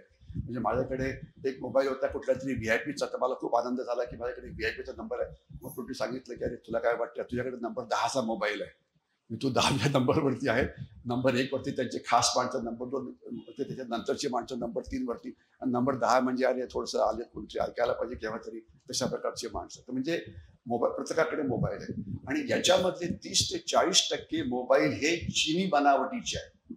मग काय झालं तर हे आता मोबाईल हा तुमची एक कुंडली असते, किंवा ज्याला एक शब्द वापरला जातो डेटा वॉरफेअर, किंवा म्हणजे माहिती गोळा करून त्याचा गैरवापर करणं. म्हणजे काय, माझ्या मोबाईल जर तुम्ही चोरला, चोरून काय फारसा तसा फायदा नाही आहे, पण चोरला समजा, काय मी कोणाशी बोलतो, माझ्याशी कोण बोलतो, मी आर्थिक व्यवहार कुठे केलेले होते, नंतर मी कुठे गेलो होतो. म्हणजे मला तर मोबाईलवाला सांगत होता की तुम्ही ओरिसामध्ये गेला होता, त्या किनारपट्टीवरती याच्या, तुम्ही तिथे इतके वेळ राहिला होता, की मला आठवत पण नव्हतं मी गेलो होतो. मला तसं ब्रॉडली माहिती आहे की मी कुठे गेलो होतो, परंतु किती तारखेला गेलो आणि केव्हा गेलो कसं आठवणार ते. म्हणजे तुमची 100% माहिती त्याच्यामध्ये असते. आणि तुमचा तो कॅमेरा ऑन करू शकतो, तुमचा तो ऑडिओ ऑन करू शकतो, तुम्ही काय बोलता आणि काय करता हे सगळं चीनला कळतं आहे. तर मग काय, तर हे कशा करता असतं, हा सगळा प्रचंड डेटा हा गोळा केला जातो. आणि त्याच्यानंतर एक शब्द वापरला जातो, प्रेडिक्टिव्ह अनालिसिस, की हे सगळा डेटा गोळा करून हेमंत महाजन याच्या पुढे कसे वागतील, तर मी कसा वागेल हे करायची काही गरज नाही आहे फारशी. परंतु जे महत्त्वाचे लोक असतात, म्हणजे समजा राजकीय पुढारी असतील, किंवा सैन्यातले अधिकारी असतील, किंवा लोकशाहीतले मोठे लोक असतील, किंवा इंडस्ट्रीमधले लोक असतील, म्हणजे ज्याला आपण म्हणायचं भारतातले मोठे लोक, ते कसे वागतील. की आज समजा आपलं रिलायन्सचा आता पुढचा प्लॅन काय आहे, की त्यांनी आता इतकी गुंतवणूक केली तर पुढे काय करणार आहे, किंवा लार्सन अँड टोब्रो काय करणार आहे, किंवा मिनिस्ट्री ऑफ डिफेन्स जे आहे, म्हणजे अशा प्रकारची माहिती ही प्रेडिक्ट केली जाऊ शकते आणि केली जात आहे. आणि दुर्दैवाने अजून सुद्धा भारतीय हा मोबाईल सोडायला तयार नाहीत, कारण चीनीमधली ज्या गोष्टी असतात या जवळजवळ 20 ते 25% या स्वस्त असतात, म्हणून ते लोक घेतात. तर तुम्हाला एक आव्हान असं आहे की कुठलीही चीनी बनावटीची गोष्ट वापरू नका. मग तो मोबाईल असो की कुठलंही इलेक्ट्रॉनिक डिव्हाइस असो. तुम्ही प्राऊडली सांगता की माझ्याकडे गाडी आहे, कुठली तरी अशी नावं की त्याची नावं म्हणजे मला ती गाडी कशी दिसते मला माहीत पण नाही. खूप म्हणजे म्हणतो स्वँकी कार्स म्हणजे अतिशय महागड्या गाड्या असतात. त्या गाड्यांची सगळी माहिती जो गाडीमध्ये आजकाल एक चिप लागतो हे तुम्हाला कल्पना असावी. ठीक आहे. आणि चिप सगळी माहिती तुमची ती चीनमध्ये पाठवतोय. ठीक आहे ना. आणि त्याच्यामध्ये आता माझ्याकडे तर हे करत काही अर्थ नाही आहे, परंतु महत्वाचे लोक महत्वाचं आहे तर हे सगळं प्रेडिक्ट केलं जाऊ शकतं आणि आपण तिथे गडबड करू शकतो. एकच तुम्हाला सांगतो, एक ज्यावेळेला हे दहशतवादी हल्ले सुरू झाले तर एकदम पॉलिसी उपाय म्हणजे काय, काहीतरी झाल्यानंतर काहीतरी करून दाखवायला लागतं आणि काहीतरी मोठी घोषणा करावी लागते की ज्याच्यामुळे असं वाटतं की आपण काहीतरी केलं. त्यांनी त्यावेळेला एक फतवा पास केला होता आणि मी पुन्हा अतिशय काळजीपूर्वक शब्द वापरतो. फतवा पास केला होता की सगळ्यांनी CCTV कॅमेरे लावायला पाहिजे. आता इथे आहे की नाही मला माहिती नाही. इथे आहे का CCTV कॅमेरा? असेल ना कुठेतरी? नाहीये, तुम्ही लावला नाहीये. बरं, चांगलं केलं. ठीक आहे. आणि हे CCTV जे कॅमेरे होते 99% CCTV कॅमेरे हे चीनी बनावटीचे होते. सगळ्या सरकारी ऑफिसमध्ये CCTV कॅमेरे लागले, सगळ्या पोलीस स्टेशनवर लागले, कारण पोलिसांनी भ्रष्टाचार करू नये किंवा मारपीट करू नये म्हणजे पोलिसांवरती लक्ष ठेवण्याकरता. ठीक आहे. सगळ्याकडे लागले आणि हे त्यांना त्याच वेळेला आम्ही लिहिलेलं होतं की हा मूर्खपणा आहे. CCTV कॅमेरे लागल्यामुळे फायदा कोणाचा झाला? जे CCTV मॅन्युफॅक्चरर्स आहेत त्यांचा आणि त्यांचा AMC करतात त्यांचा. म्हणजे काही वेळा CCTVचा खूप फायदा होतो. आमचा एक फायदा आत्ताच आम्ही अनुभवला होता साळुंकी विहारमध्ये. आमच्याकडे एक अतिशय हुशार आहेत, आमच्याकडे सगळेच हुशार आहेत, पण त्याच्यातले एक हुशार त्यांनी आपल्या घरामध्ये आपल्या गॅरेजमध्ये CCTV लावलेला होता आणि ते मग नेहमीप्रमाणे अमेरिकेत गेले होते. तर त्यांना CCTVने सांगितलं की तुमच्या घरामध्ये चोरी होते आहे. तर त्यांनी चोरी उघड्या डोळ्यांनी बघितली की चोर आत कसा शिरला वगैरे सगळं छान, अतिशय छान दृश्य दिसलं. मग त्यांनी करावं काय, तर कोंढवा पोलीस स्टेशनला रिंग करायला पाहिजे. ठीक आहे. तर तुम्हाला काय वाटतं की कोंढवा पोलीस स्टेशन त्यांच्या अमेरिकेतल्या कॉलची वाट पाहते काय? कोंढवा पोलीस स्टेशन केव्हा कॉल अटेंड करेल? ज्यावेळेला सगळं संपलं असतं त्यावेळेला, की ज्यानंतर मग त्याची काही गरज नाही. म्हणजे तुम्ही फक्त केवळ एक इन्व्हेस्टिगेशन करू शकता. त्यांना सगळं छान दिसलं आणि त्यांचा BP वाढला. म्हणजे कशाला तुम्ही CCTV लावला होता? उगीच चोरी झाली, तुम्ही स्वतः चोरी डोळ्याने बघितली आणि तुम्ही काहीही करू शकत नव्हता. ठीक आहे ना. तर एनिवे CCTV कॅमेरे हे सगळे जे आहेत चीनला देतात. आता गव्हर्नमेंटनी रूल पास केला आहे की हे चीनी बनावटीचे कॅमेरे लावू नका, कारण ही सगळी माहिती जाते. एवढंच नव्हे तर आपली जी मोठी बंदरं आहेत म्हणजे ज्याला पोर्ट्स म्हणायचं, तिथे मोठ्या मोठ्या क्रेन्स असतात, तिथे मोठे मोठे CCTV कॅमेरे असतात. तर सगळं हे जे कंटेनर्स असतात ते सगळं ऑटोमेटेड केलेलं असतं. त्याकरता तुम्हाला Amazon असतो की हे असो. नंदूजी वेळ संपते का? हां, अच्छा, ओके. नाही मी तिकडे बघेल का ते काय. नाही ते तसं ते हात असा वर हो, हात वर करायचा होता म्हणून मी थोडं थांबलो. तर हे म्हणजे आर्थिक युद्धामध्ये ते तुमच्याकडून काहीही घ्यायला तयार नाही. तर त्यांना आता डोनाल्ड ट्रम्प नीती वापरून त्यांना एक धडा शिकवायला पाहिजे. याच्याशिवाय म्हणजे सायकोलॉजिकल वॉरफेअर इथे एक प्रकार होता, त्याचं नाव होतं कॉन्फ्युशियस, म्हणजे नीट प्रोनाऊन्सिएशन केलं असेल, स्टडी सेंटर. म्हणजे चीनी विचार भारतीय विद्यार्थ्यांना शिकवण्याचं. नशिबाने ते सांगितल्यानंतर ते बंद करण्यात आले आणि ते आता थांबलेलं आहे. चीन पाकिस्तानच्या मदतीने आत येतो, चीन नक्षलवाद्यांना मदत करतो, चीन ईशान्य भारतात गडबड करायचा प्रयत्न करतो वगैरे वगैरे. त्याच्याविषयी आपण डेट डिप्लोमसी त्यात चीन काय करतो याच्याशी बोलायला वेळ नाही. परंतु असं पण समजू नये की आपण चीनचा मुकाबला करत नाहीये. कारण काही वेळा काय होतं, आपण जर असं बोलतो तर थोडंसं निराशेचं वातावरण निर्माण होतं की अरे हे पण खराब आहे, ते पण खराब आहे. तसं नाही. आपण बाकीच्या देशांच्या तुलनेमध्ये चीनशी जास्त चांगल्या पद्धतीने लढलेलो आहोत किंवा लढत आहोत. हाच प्रॉब्लेम अमेरिकेचा आहे, हाच प्रॉब्लेम युरोपचा आहे, हाच प्रॉब्लेम सगळ्यांचा आहे. चीनने जगाच्या पूर्ण अर्थव्यवस्थेमध्ये घुसखोरी केलेली आहे आणि चीन हॅज बिकम जगाचं ते प्रोडक्शन सेंटर बनलेलं आहे. तरी त्याच्यात जास्त जात नाही. चीनी बनावटीच्या गोष्टी विकत घेऊ नका. बी इंडियन बाय इंडियन, स्वदेशीवरती जोर द्या. कुठलीही चीनी गोष्ट घेऊ नका. अनेक प्रकारच्या आहेत आणि कुठलीही कार घेतात त्याला विचारायचं चीनी काय आहे. चीनी म्हटलं तर त्याच्यात अजिबात त्याला घेऊ नका. ते तर तुम्ही म्हणाल की इतकी चांगली कार आणि इतकं चांगली तुम्ही म्हणता कार घेऊ नका, मग माझ्या पैशाचा काय वापर करू मी. ठीक आहे. तर एनिवे तुम्ही अगदी विचारू शकता, ठीक आहे. चीनला अजिबात मुक्त करू नका, कारण आपलं कॉर्पोरेट वर्ल्ड त्यांच्याशिवाय जिवंत राहायला तयार नाहीये. आणि घुसखोरी किती की चीनकडनं आपण फॉरेन डायरेक्ट इन्व्हेस्टमेंट घ्यावी की नाही, तर 5 मंत्रालय डिसिजन घ्यायला होती.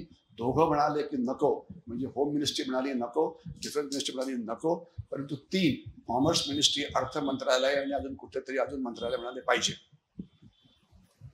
आता ही घुसखोरी आपल्या मनामध्ये झालेली आहे आणि ही घुसखोरी थांबवायला पाहिजे. कशी थांबवायची, एक अतिशय मोठं संकट आहे. अजून हे आव्हान आपल्याला पेललेलं नाहीये. नशिबाने काही काही गोष्टी तिथे पण झाली आहे की पहिले दिवाळी आली, दसरा आला की चीनी बनावटीच्या सगळ्या गोष्टी तिथे यायच्या. आता ते थांबलेलं आहे. खेळण्या थांबलेले आहेत, फटाके थांबलेले आहेत, परंतु मोठ्या प्रमाणामध्ये स्मगलिंग होतं आणि या गोष्टी आत आणल्या जातात. आणि याचं तुम्हाला मी एकच उदाहरण सांगतो आणि हे वाक्य काळजीपूर्वक ऐका. चीनच्या आपली करन्सी रुपया आहे, अमेरिकेची डॉलर आहे आणि डॉलरची आजची किंमत काय आहे तुम्हाला कल्पना असेल, काहीतरी 28-27 काय आसपास आहे ती. आणि चीनी करन्सीचं नाव आहे युआन. 2 आहेत युआन आणि रेम्बो, पण आपण युआन विषयी बोलू. तर युआन जर तुम्हाला विकत घ्यायचा असेल म्हणजे चीन बरोबरच्या व्यापाराकरता, तर हा युआन तुम्हाला 8 किंवा 9 रुपयाला मिळतो. म्हणजे 9 रुपये खर्च केले की तुम्हाला काय मिळेल, 1 युआन मिळेल. परंतु हाच युआन तुम्हाला ब्लॅक मार्केटमध्ये 15 किंवा 16 रुपयाला मिळतो. तर तुमच्यातले जे सुज्ञ असतील आणि सगळेच सुज्ञ याची मला खात्री आहे, विचार करेल की ब्लॅक मार्केटमध्ये 16 रुपयाला युआन का विकत घ्यावा जर व्हाईट मार्केटमध्ये 8 रुपयाला मिळतो. तर म्हणजे वेडाच माणूस असेल ना की जो 16 रुपयाला घेतो ब्लॅक मार्केटमध्ये. तर याचं उत्तर सरळ आणि साफ आहे. आपले जे व्यापारी आहेत हेच आपले शत्रू आहेत. करतात काय, चीनमधनं 10 कोटीचा माल विकत घ्यायचा, इनव्हॉइसपणे दाखवायचं की फक्त 2 कोटीचा माल विकत घेतला, 2 कोटीवरती GST किंवा अशा गोष्टी पे करायच्या आणि हे 2 कोटीचे जे पैसे आहेत ते तुम्ही यांनी द्यायचे, आपल्या नॉर्मल चॅनलनी द्यायचे. आता 8 कोटीचा माल तर तुम्ही आता देऊ शकत नाही नॉर्मल चॅनलनी, कारण तो तुम्ही म्हणजे अंडर इन्व्हेस्टिंग करून केलेला. तर ते पैसे कसे द्यायचे, तर ते ब्लॅक मार्केटमधून व्हाया ज्याला काय म्हणतो आपण म्हणजे एजंट्स किंवा हवालाने ते ट्रान्सफर करायचे. म्हणून ही किंमत आहे. याचा अर्थ सरळ आणि सिंपल आहे. चीनमधून होणारा बेकायदेशीर व्यापार हा कायदेशीर व्यापाराच्या दुप्पट आहे. हे ब्रॉड आकडे आहेत. एखादा जास्त तज्ञाचं थोडं आर्ग्युमेंट करेल तो, असं नसतं थोडंसं, पण म्हणजे एक ब्रॉडली म्हणजे थोडक्यात बेकायदेशीर व्यापार हा जास्त आहे. आणि आज आपले जेवढे दुकान आहेत सगळे आपापल्या चौकात वगैरे सगळ्यांकडे माल भरलेले आहेत चीनी याचे, म्हणजे त्याला काय म्हणतो स्पेअर पार्ट्स म्हणा, बॅटऱ्या म्हणा, हे म्हणा ते म्हणा, सगळं भरलेलं आहे चीनी बनावटीचं. मला ते अतिशय वाईट वाटतं. तर anyway, be Indian buy Indian हा मोठा हे तुमच्याकरता एक अतिशय मोठा असा संदेश आहे. आता मी थोडंसं असे यांचे चीननी तुमच्यावरती चीन तुमचे सायबर युद्ध वापरून तुमच्या माहिती खूप चोरतो. एक उदाहरण म्हणजे 2-3 वर्षापूर्वी मुंबईचं जे इलेक्ट्रिसिटी ग्रीड आहे त्याच्यावरती सायबर अटॅक झाला होता आणि 12 तास मुंबईची इलेक्ट्रिसिटी बंद पडली होती. आता मुंबईला भारताची आर्थिक राजधानीही म्हटलं जातं. जर आर्थिक राजधानी जर बंद पडली तर केवढं नुकसान होऊ शकतं याची आपल्याला कल्पना असावी. आणि ते त्यावेळेला तुम्हाला आठवत असेल की त्यावेळेला जे आपले पॉवर मिनिस्टर होते ते पहिल्या वेळा काहीतरी सेन्सिबल बोलले, म्हणजे राज्यातले होते की म्हणजे हा चीनचा सायबर हल्ला होता, की जे बरोबर होतं. तर दुसऱ्या दिवशी त्यांनी विधान बदललं, नाही तसं नव्हतं, आमच्या लोकांनी रिपेअर ठीक नाही केलं म्हणून ते झालं. ते तसलं काही नव्हतं, कारण चीनने दम दिला होता. जर तुम्ही आम्हाला आमचं नाव जर बदनाम केलं तर आम्ही अशा प्रकारचे बग तुमच्या सगळ्या ठिकाणी घातलेले आहेत. तुमचं सगळं आम्ही जे इलेक्ट्रिसिटी ग्रीड आहे भारतामध्ये आहे ते नुसतं मुंबई होतं ते आम्ही उद्ध्वस्त करू. आता जर तुम्हाला एक फोन आला की काय म्हणायचं त्याला, पुण्यातल्या एका शाळेमध्ये बॉम्ब ठेवलेला आहे, तर तुम्हाला सगळ्या शाळा चेक कराव्याच लागतील ना. आणि चेक केल्यानंतर तुम्हाला कळलं की बॉम्ब नव्हता, पण चेक तर करावं लागेल ना तुम्हाला. तर पुढचे 15 दिवस सगळं ग्रीड चेक करण्यात आलं, मग कळलं तसं काही नव्हतं. आणि अशा प्रकारच्या अफवा या अनेक वेळा आल्या की विमानं जवळजवळ कितीतरी 1000-1500 कोटी रुपयाचं नुकसान झालं, कारण विमानाला मेसेज मिळाला की तुमच्यात बॉम्ब ठेवलेला आहे. ते विमान परत आलं आणि विमान परत आलं की नुकसान कसं होतं त्याच्यात मी जास्त जात नाही. जवळजवळ 1500 कोटीचं नुकसान झालं. अनेक नुकसान आलं की ट्रेनमध्ये बॉम्ब ठेवलाय, तर ट्रेन थांबवली, त्याला चेक केलं, बसमध्ये ठेवलाय. म्हणजे अफवा पसरवून देशाचं नुकसान कसं करायचं हा एक युद्धाचा नवीन प्रकार आहे. तर आता हे जे दहशतवाद नावाचा प्रकार आहे, बॉम्बस्फोटाचा दहशतवाद किंवा हा होत नाहीये. आता जो दहशतवाद जो सध्या भारतात चालू आहे तो आहे अफगाणच्या चरसचा दहशतवाद. जो थांबवण्यामध्ये आपल्याला फारसं यश मिळालेलं नाहीये. आणि तुमच्या केवळ माहिती करता तुम्ही तुमच्यातल्या काही लोकांनी उडता पंजाब नावाचा एक सिनेमा नाव ऐकलं असेल. उडता पंजाब नाव म्हणजे काय होतं तर पंजाबमध्ये पसरलेला अफगाणच्या चरसचा दहशतवाद. तर मागच्या वर्षी 2023 मध्ये 280 ड्रोन्स हे भारतामध्ये पाकिस्तानमधून भारताच्या पंजाब राज्यात आले. पंजाब राज्य हे पाकिस्तानचं फेवरेट आहे तर तिथे ड्रग्सला चांगली मागणी आहे म्हणून. आणि एक ड्रोनची क्षमता ही 15 ते 16 किलो अफगाणच्या चरस कॅरी करण्याची होती. तर ज्याचं गणित चांगलं आहे त्यांनी गुणावं, 288ला 16नी गुणावं. आणि जेवढे हे आले कसं काय आलं, कारण हे ड्रोन आत आले होते, ड्रोन रिकामे होते. तर पाकिस्तान काही म्हणजे काही रिकामे ड्रोन पाठवत नाही तुमच्याकडे, ते कारण त्याचं सामान जे आहे ते काढून घेतलेलं होतं. आणि आता तर ड्रोन ते सरळ जो एजंट आहे त्याच्या गच्चीवरती उतरवतात, कारण ज्यांना ड्रोनची माहिती आहे तर तुमचं पायलटिंग चांगलं असेल तर तुम्ही नेमक्या ठिकाणी त्याला उतरवू शकता. फक्त ते पायलटचं तेवढं स्किल चांगलं पाहिजे आणि जे असू शकतं जर तुम्ही त्याची प्रॅक्टिस केली तर. तर आता अफगाणच्या चरसचा दहशतवाद हा प्रचंड मोठ्या प्रमाणामध्ये पसरलेला आहे, इन्क्लुडिंग महाराष्ट्रामध्ये. आणि आपलं शाहरुख खानचा मुलगा त्यांनी कसं चरस घेतली किंवा नाही घेतली, किंवा आता त्या आपलं काय नाव त्याचं तो सैफ अली खान, त्याला चाकू मारला, तो गोळी मारला, त्या बांगलादेशींनी मारला की करीनाने मारला, याच्याविषयी टी व्हीवरती थोडंसं हे चालू होतं. परंतु अफगाणच्या चरस आज आपल्या मोठ्या शहरांमध्ये इतक्या मोठ्या प्रमाणामध्ये आलेला आहे की आज उच्चभ्रू समाजामध्ये याचं प्रमाण वाढलेलं आहे. आणि याच्यामुळे आपली पिढी ही बर्बाद होते आहे. दुर्दैवाने होतं काय की सरकार खरी आकडे कधी पुढे येऊ देत नाही, कारण आकडे आले तर म्हणजे थोडंसं घाबरायला होतं. म्हणून थोडीशी आकडेवारीमध्ये एक थोडं लपवलं जातं. तुम्हाला मी एकच स्पेसिफिक उदाहरण देतो कळण्याकरता. आज सरकारी पंजाबची लोकसंख्या ही जवळजवळ 2-2.5 कोटीच्या आसपास आहे. ठीक आहे. पंजाबमध्ये आज सरकारी आकडेवारीप्रमाणे 16 लाख युवक हे ड्रग ॲडिक्ट्स आहेत, जे रजिस्टर्ड आहेत. आणि आपल्याला कल्पना असावी की सगळे युवक तिथे रजिस्टर केले जात नाही, कारण याच्यामुळे काय होतं की कुटुंबाचं नाव बर्बाद होतं म्हणून. ठीक आहे ना. तर म्हणून म्हणजे 16 लाख फॅमिलीज आज पंजाबमध्ये बर्बाद झालेले आहे. म्हणजे जे खालिस्तानी दहशतवाद जे करू शकला नाही ते अफगाणच्या चरसच्या दहशतवादाने केलेलं आहे. आणि आज तो हाल एवढा खराब झालेला आहे की म्हणजे मी स्वतः सैनिक अधिकारी आहे, आमचा सिख सरदार किंवा ज्याशी खूप संबंध आलेला आहे, परंतु हाल सध्या खराब आहे. एवढंच मी सांगू इच्छितो, त्याच्यात मी याच्याशी जास्त बोलत नाही. तर अफगाणच्या चरस समुद्राकडनं होणारी बेकायदेशीर म्हणजे व्यापार, तिथनं होणारं स्मगलिंग, सोन्याचं स्मगलिंग होतं. सोन्याच्या स्मगलिंगमध्ये महिला वर्ग खूप काहीतरी कॉन्ट्रीब्यूट करू शकतो. भारतीयांना सोनं विकत घ्यायला खूप आवडतं आणि त्याच्यामुळे काय होतं की म्हणजे सोनं तसं म्हटलं तर हा माझा काय आर्थिक क्लास नाही आहे आजचा, एक अनप्रोडक्टिव्ह ॲसेट आहे. परंतु 30% म्हणजे भारत इतकं सोनं विकत घेतो की आज म्हणजे सर्वात मोठा जो आपला हायेस्ट इम्पोर्टेड आयटम अर्थात क्रूड ऑइल आहे, म्हणजे कच्चं तेल आहे, कारण आपलं 85% तेल आहे बाहेर नाही येतं. आणि दुसरा आयटम आहे सोनं. तर सोनं काही हा काय रोजच्या जीवनात लागणारा गोष्ट नाही आहे, परंतु सोनं हे इतका भारतीयांचा जिव्हाळ्याचा विषय आहे. लग्नाचा सीझन आला की स्मगलिंग मोठ्या प्रमाणात होतं. याचं कारण काय की दुबईमध्ये जी सोन्याची किंमत आहे ती भारतात असलेल्या सोन्याच्या किमतीपेक्षा 30% कमी आहे. आणि 30% आणि दुबई आणि मुंबईचं अंतर आहे फक्त 400 किलोमीटर आहे. आणि एका जर मच्छीमारी बोटीत जर तुम्ही 10 टन 15 टन सोनं आणलं तर केवढा प्रॉफिट होऊ शकेल आपण कॅल्क्युलेट करू शकता. तर सोन्याचा मोह ठेवू नका, जे आहे त्याच्यातच चांगलं माना. परंतु माझ्या बायकोनी म्हटलं होतं की तू असे फालतू ॲडवाईस बायकांच्या समोर देऊ नकोस. आता ती नाही आहे म्हणून सांगायला काही हरकत नाही की ती असं म्हणाली होती की असं नसतं, सोन्याची गरज तुला काही कळत नाही की मला सोनेला द्यायचं मला याला द्यायचं. म्हणजे अरे तेच वाटते की पहिले जे आहे ते तुझ्याकडे जे आहे ते तसं नसतं. ते म्हटलं मग कसं असतं जाऊ देते. आणि सोनं घेऊ नका एवढंच मला सांगायचं होतं, कारण हा अनप्रोडक्टिव्ह आयटम आहे आणि आपण प्रचंड फॉरेन एक्सचेंज त्याच्यावरती करतो. ओके, मी थोडंसं तुम्हाला मी मल्टी डोमेन युद्धाचे काही प्रकार सांगण्यास सुरुवात केली. आता मोठ्या प्रमाणामध्ये घातपात म्हणजे ज्याला इंग्लिशमध्ये साबाटाचा शब्द वापरला जातो, किंवा दुसरं सबव्हर्शन म्हणजे एखाद्या माणसाला भ्रष्ट करून त्याच्याकडनं गैरकृत्य करवून घेणं, हा प्रकार खूप मोठ्या प्रमाणामध्ये सुरू असतो. आज हजारो कोटी रुपयाचे गुरं ही तिकडे जात आहेत. मी 2 मिनिटं आता फक्त बांगलादेशी घुसखोरीविषयी बोलीन आणि त्याच्यानंतर मग मी थांबण्याचा हो सांगतो मी. ओके.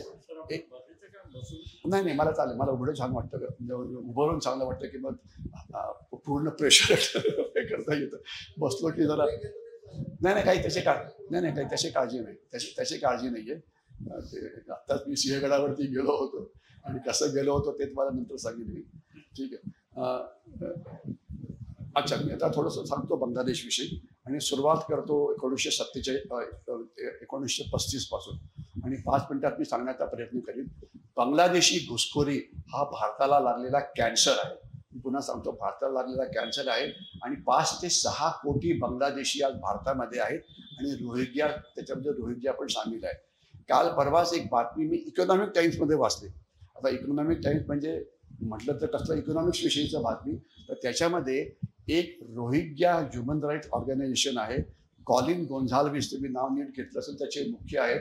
त्यांनी सुप्रीम कोर्टमध्ये ॲफिडेव्हिट केलं की हे जे रोहिंग्यांना भारतामध्ये जी मुलं होतात आणि रोहिंग्याचा अर्थ इथे बांगलादेशी असा पण होतो, तर त्यांना जे भारत सरकारकडनं जे वेगवेगळे कार्यक्रम असतात त्याचा फायदा त्यांना मिळत नाही, कारण त्याच्याकडे डॉक्युमेंट हे नसतात. म्हणजे तुम्हाला भारत सरकारने लहान मुलांकरता, बाळांकरता, महिलांकरता शेकडो कार्यक्रम केले आहेत, म्हणजे इतके की जे कधी म्हणजे इतिहासामध्ये कधीही झालेले नव्हते. प्रचंड कार्यक्रम आहेत, तर ते द्यावे. तर सुप्रीम कोर्टने आपला निर्णय जाहीर केला की हो तुमचं म्हणणं बरोबर आहे, ते द्यायला पाहिजे. आता जर मी सुप्रीम कोर्टचा जज असतो तर मी काय म्हटलं असतं की तुम्ही हे घातलं, तुमचा मुद्दा अतिशय महत्त्वाचा आहे, परंतु सुप्रीम कोर्ट समोर 4 कोटी केसेस पेंडिंग आहेत, तर तुमचा नंबर 4 कोटी प्लस 1 लावतो. त्यावेळेला ज्या पहिल्या 4 कोटी केसेस होतील त्यानंतर तुमच्या हे आहे ॲफिडेव्हिट आहे त्याच्यावरती आपण बोलू. सुप्रीम कोर्टला काय गरज होती की त्याला पुढे आणायचं आणि त्याच्यावरती निर्णय द्यायचा आणि सांगायचं की भारत सरकारने करायचं. अरे ह्युमन राईट्स जे आहेत हे भारतीयांकरता आहेत. ह्युमन राईट्सचे बांगलादेशी म्हणजे भारतात जे आलेले गुन्हेगार आहेत त्यांच्याकरता नाही. तर तुम्हाला कल्पना असावी की जे अमेरिकेमधनं जे भारतीयांना परत आणलं जात आहे त्यांना ते हातात कड्या म्हणजे हे काढून त्याला म्हणजे बेडा घालून पाठवत, कारण ते अमेरिकेच्या याच्यामध्ये ते गुन्हेगार आहेत. त्याच्यातले काही जण दोघांतकाने तर खून वगैरे केले, त्यांनी जर चुकून जर विमान तर टेक ओव्हर केलं तर कसं होईल. तर म्हणजे त्यांच्या भाषेत ते गुन्हेगार आहेत आणि प्रॉपरली म्हणजे डॉक्युमेंटेड गुन्हेगार, म्हणजे केवळ संशयास्पद नाहीये. तर आपल्याकडे हे ह्युमन राईट नावाचा प्रकार एक विनोद झालेला आहे. आणि झालं काय की तुम्हाला माहिती असायला पाहिजे की बांगलादेशी घुसखोरीविषयी जो नियम आहे तो असा आहे, मुजीबुर रहमान आणि इंदिरा गांधीचा करार झाला होता एप्रिल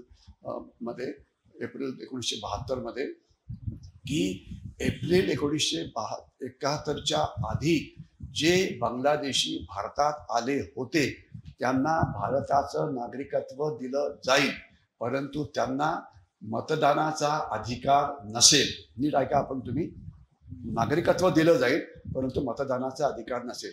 जे एप्रिल 71च्या नंतर जे आलेले आहेत ते बेकायदेशीर बांगलादेशी आहेत, त्यांना परत घेण्याकरता बांगलादेशला ते परत घ्यावेच लागतील, हा नियम आहे. तर हे 6 कोटी बांगलादेशी परत जायला पाहिजे, कारण हे सगळे बेकायदेशीर आहे. परंतु नाही. आता तुम्हाला थोडक्यात मी सांगायचा प्रयत्न करतो. पाकिस्तान नावाची संकल्पना 1935 मध्ये आली. त्याच्या आधी पाकिस्तान नावाचा शब्द कधी वापरला गेला नव्हता आणि त्यावेळेला असं ठरलं की असं वाटलं की आता independence is around the corner, मी आता भारत स्वतंत्र होणारच आहे असं ठरलं की जिथे मुसलमान जास्त आहेत तो भाग जाईल पाकिस्तानकडे, जिथे हिंदू जास्त आहेत तो भाग कुठे येईल भारतामध्ये. ते बरोबर होतं, त्यात काही हे चुकीचं नव्हतं. परंतु त्यावेळेला ईशान्य भारत नावाचा एक प्रकार होता ज्याच्याविषयी मी आता बोललो होतो की मी तिथे होतो वगैरे वगैरे. तर तो एक अतिशय विरळ लोकसंख्या असलेला एक प्रदेश होता. फक्त 2-2.5 कोटी तिथे भारतीय राहत होते आणि तिथे बांगलादेशी घुसखोरी सुरू झाली आणि त्यावेळेस त्यांना कळालं की आता जर आपण 2 कोटीहून जास्त घुसखोरी केली तर काय होईल, ईशान्य भारत कुठे जाईल, हा पाकिस्तानचा हिस्सा बनेल. आणि पंडित जवाहरलाल नेहरू आणि गांधीजींनी ऑलमोस्ट ॲग्री केलं होतं की हे व्हायचं. आणि याच्याविषयी पुष्कळ रेकॉर्डेड आहे. माझ्या याच्यावरती पुस्तक आहे, ज्याला बघायचं असेल तर ते जरूर म्हणजे ह्याच्यामधून नंदूजींचे मित्र आहेत त्यांच्याकडे ते पुस्तक विक्रीला आहे ते. तर त्यांनी सांगितलं होतं की एक लॉर्ड वेवेल म्हणून भारताचे गव्हर्नर जनरल होते 1944 साली. त्यांनी म्हटलेलं होतं की प्रचंड प्रमाणामध्ये घुसखोरी होते आहे त्यांच्या पुस्तक आहे व्हॉइसरॉय जर्नल. त्यानंतर 1970च्या दशकामध्ये BK नेहरू हे आसामचे गव्हर्नर होते आणि त्यावेळेला आसाम म्हणजे पूर्ण ईशान्य भारत होता, कारण त्यावेळेला बाकीचे राज्यही नव्हती, 7 सिस्टर्स नव्हत्या, फक्त त्रिपुरा हे अलग होतं. तर त्यांनी त्यांचं पुस्तक आहे नाईस गाईज फिनिश सेकंड, त्यात त्यांनी म्हटलेलं आहे की 3 लोक प्रचंड बांगलादेशी घुसखोरी व्हावी याकरता मदत करत आहेत. आणि या लोकांची नावं आहेत, एक आहे डॉक्टर फकरुद्दीन अली अहमद, जे आसामचे मुख्यमंत्री होते, मग एज्युकेशन मिनिस्टर बनले होते आणि नंतर मग ते हे होते, प्रेसिडेंट पण बनलेले होते. दुसरे होते अब्दुल गनी खान चौधरी, जुन्या लोकांना हे पण आपल्या भारताचे ते रेल्वे मिनिस्टर होते. तिसरे होते TK बरुआ म्हणून. तर त्यांचं एक प्रसिद्ध वाक्य आहे, with allies and coolies we can rule North East perpetually. आणि एक नाव नेता सांगतो, ते शेवटचं नाव ते होते मोइनुल हक चौधरी. मोइनुल हक चौधरी हे कोण होते? तर मोहम्मद अली जिना यांचे ते सचिव होते, म्हणजे PA होते. आता मिनिस्टरचा PA किती पॉवरफुल असते याची कल्पना आपल्याला असेल. आणि ज्या वेळेला मोहम्मद अली जिनांना पाकिस्तानचा राष्ट्रपिता म्हणलं जातं, जसं आपण महात्मा गांधींना म्हणतो आपले राष्ट्रपिता, ते होते. तर ज्या वेळेला ते राष्ट्रपिता म्हणून तिकडे गेले, तर मोइनुल हक चौधरी तिकडे गेले नाही पाकिस्तानमध्ये, ते कुठे राहिले? भारतात राहिले. आणि त्यांनी त्यांच्या पुस्तकात दिलेलं आहे, त्यांनी मोहम्मद अली जिनांना वचन दिलं की पुढच्या 10 वर्षामध्ये तुम्हाला मी ईशान्य भारत चांदीच्या पदकामध्ये अर्पण करीन. म्हणजे एवढी घुसखोरी होईल. ती घुसखोरी होत राहिली.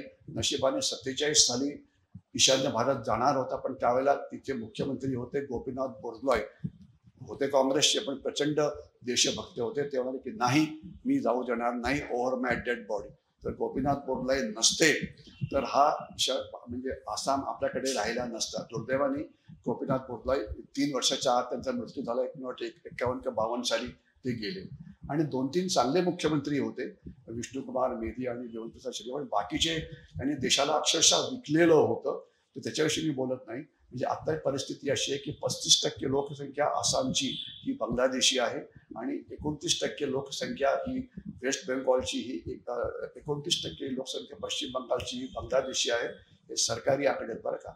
आणि त्याच्यानंतर तिथे आता ईशान्य भारतात एवढे बांगलादेशी वाढलेले आहेत की आता 7 किंवा 8 राज्याकडे प्रचंड प्रमाणामध्ये बांगलादेशी घुसखोरी होते आहे. ही 8 राज्य आहेत, उत्तराखंड आहे, महाराष्ट्र आहे, केरळ आहे, उत्तराखंड आहे, उत्तर प्रदेश आहे, बिहार आहे, वगैरे वगैरे. आणि महाराष्ट्रामध्ये 70-80 लाखाहून जास्त बांगलादेशी आहेत. आता मुख्यमंत्री आम्ही याच्याविषयी पुष्कळ लिहिण्याचा प्रयत्न केला. आपण जर बांगलादेशी घुसखोरी या विषय बघितला, या विषयावरती तुम्हाला मी सोडून बाकी कोणाचे लिखाण दिसणार नाही. कारण याचा अर्थ की बाकी लोकांना हे माहिती नाही असं नाही, पण ते पॉलिटिकली इनकरेक्ट असल्यामुळे कोणी या विषयाशी बोलायला तयार नाही. पाकिस्तानविषयी, चीनविषयी बोलायला हजारो लेखक आहेत, ठीक आहे, पण बांगलादेशी घुसखोरीविषयी कोणीही बोलायला तयार नाही. दुसरे हे सगळे जे राजकीय पक्ष आहेत ते त्यांचा जो पोल मॅनिफेस्टो असतो त्याच्यात सुद्धा ते लिहायला सुद्धा तयार नाही की आम्ही बांगलादेशी विरोधात काय करू. फक्त एकच राजकीय पक्ष आहे की ज्यांनी आपल्या जाहीरनाम्यात दिलेला आहे की आम्ही बांगलादेशींना पकडून परत पाठवू, ते म्हणजे BJP. मला वाटतं आपण आपली लोकशाहीची ताकद वापरायला पाहिजे. तुमच्या भागात कुठल्याही इलेक्शनला राजकीय पक्ष पुढे आला, समजा इथे 4-5 मोठे पक्ष आहेत, NCP त्यांचे 2 प्रकार आहेत, मग शिवसेना त्यांचे 2 प्रकार आहेत, मग अजून आहेत असे म्हणजे छोटे मोठे पक्ष. त्यांना विचारा की बांगलादेशी घुसखोरीविषयी तुमचं धोरण काय आहे.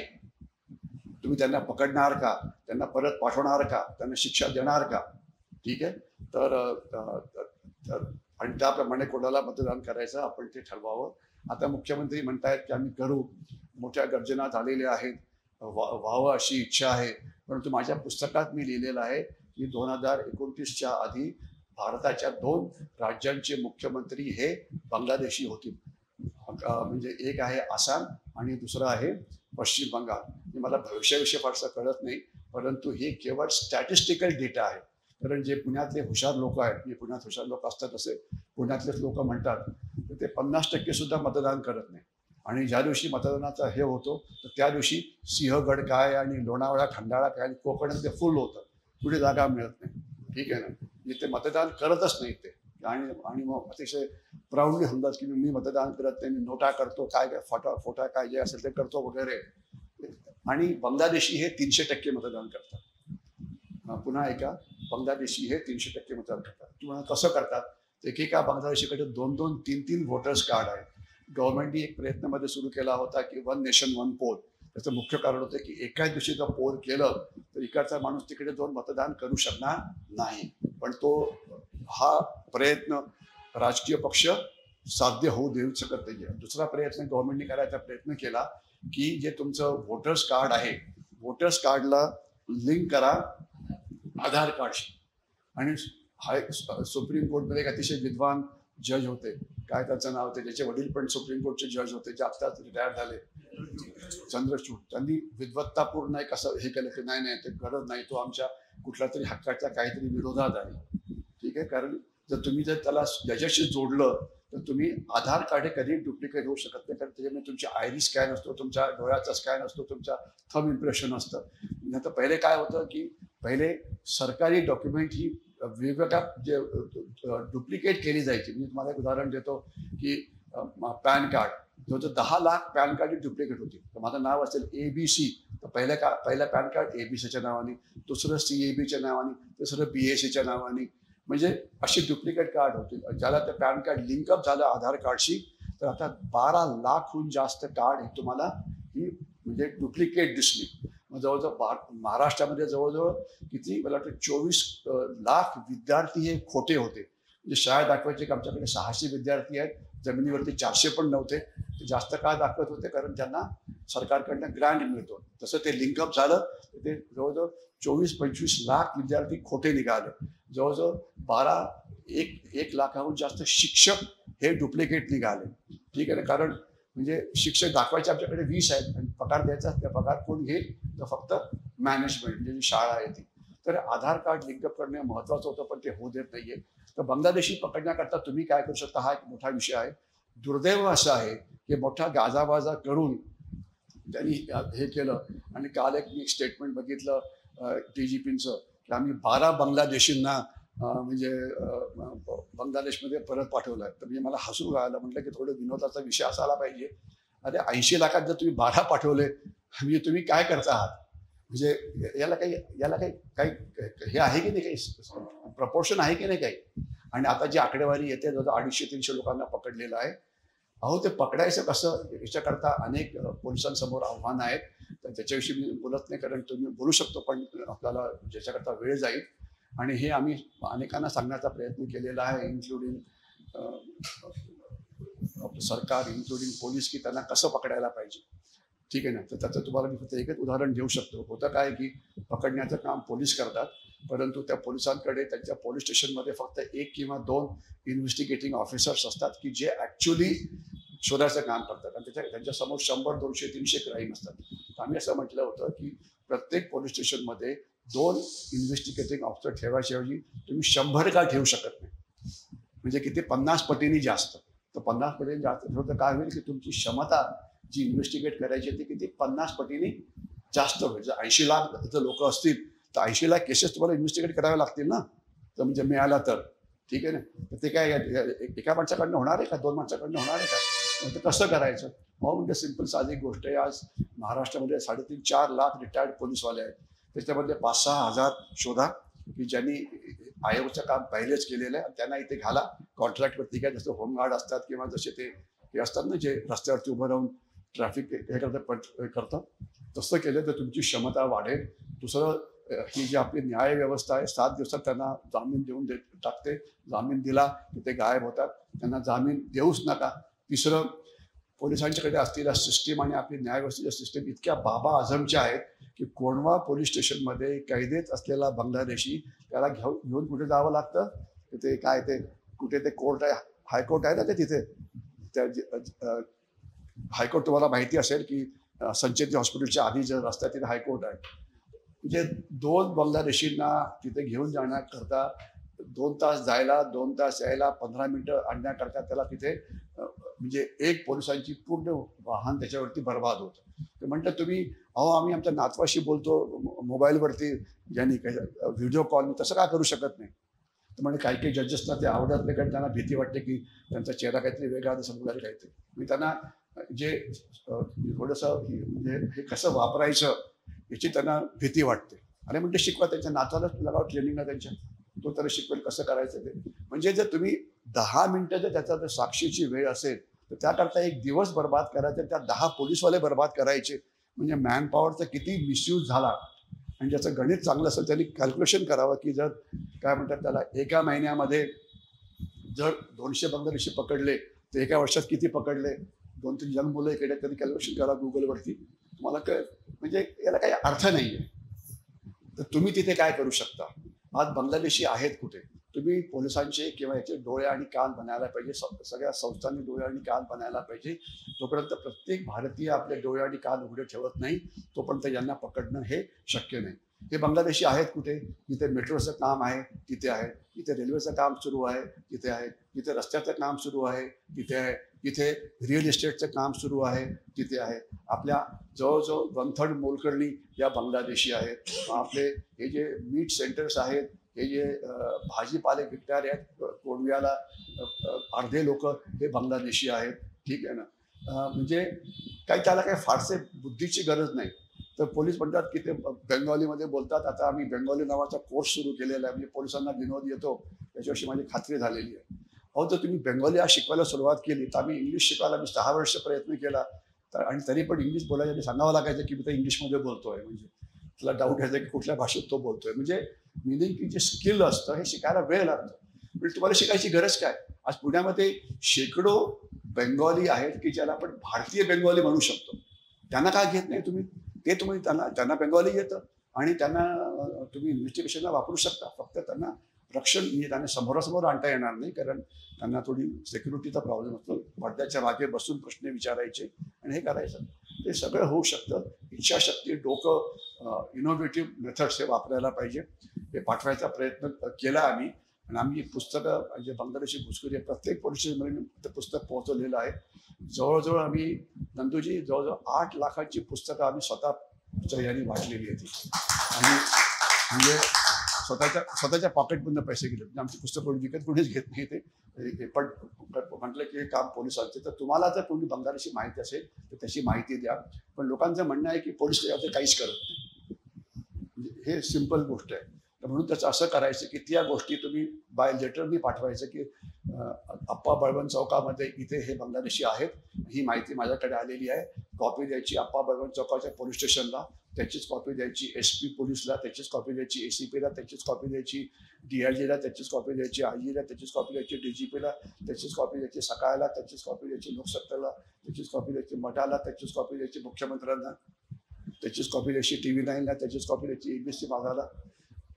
आणि खालती लिहिलं पाहिजे की address to SHO Appa Balwant Chowk police station, आणि खालती या 15 लोकांची नाव.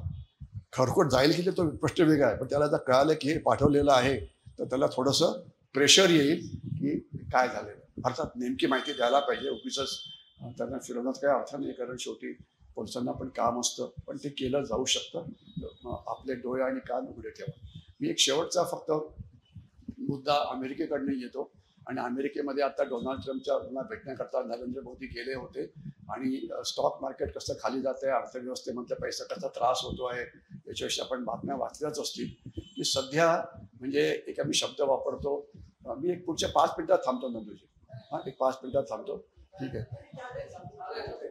म्हणून काही लोक चुळबुळ नाही, आपण नंतर थोडे प्रश्न घेऊया. ठीक आहे. तर एक आता नरेंद्र मोदी गेले होते अमेरिकेला, 2 दिवस तिथे होते वगैरे वगैरे. तर डोनाल्ड ट्रम्प हे त्यांना एक म्हणजे थोडेसे डिस्रप्टिव्ह माणूस आहे, थोडेसे वेगळ्या प्रकारचे माणूस आहे. परंतु अशा प्रकारचेच माणसं इतिहास क्रिएट करू शकतात. म्हणजे असं म्हटलं जातं की अनेक वेळा जिनियस आणि वेडा माणूस याच्यामधला फरक फार कमी असतो.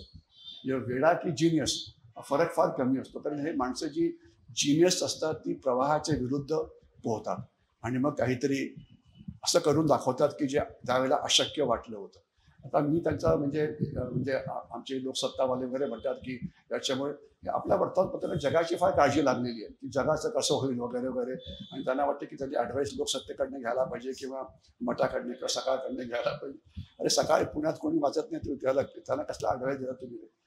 आता प्रॉब्लेम असा आहे की कुठल्याही प्रसंगामध्ये म्हणजे तो अमेरिकेने केला असो की तालिबाननी केला असो की युक्रेन युद्धामुळे होणारा असो की हमासनी केलेला असो, त्याच्यात आपला फोकस पाहिजे की या प्रसंगामध्ये भारताच्या म्हणजे राष्ट्रीय हिताचं रक्षण आपण कसं करायचं आणि आपण जे रक्षण आहे इतरांच्या तुलनेमध्ये आपण जास्त चांगलं करायला पाहिजे आणि तसं झालं तर ते चांगलं आहे. आपण एक तो कुठला तरी तो सिनेमा होता काहीतरी फिर हेरा फिर हेरा काहीतरी, तर त्याच्यात ते 4 विनोदी नट आहेत ना, ते देशमुख आणि ते 4-5 जण ते विनोदी काम करतात. तर त्या 4 जणांच्या मागे एक वाघ लागलेला असतो आणि 4 जण पुढे पळत असतात आणि मागून वाघ येत असतो. तो हा जो देशमुख आहे तो थांबतो आणि बूट घालायला लागतो. तर बाकीचे लोक तुला वाटतं की तू बूट घातला म्हणजे काय होईल, तुम्हाला जास्त फास्ट पळता येईल ना, म्हणजे पायी पळण्यापेक्षा बुटाने जास्त फास्ट पळता येईल. तर ते म्हणजे तुला काय वाटतं की तुला बूट घातल्यानंतर वाघाच्या पुढे पळता येईल?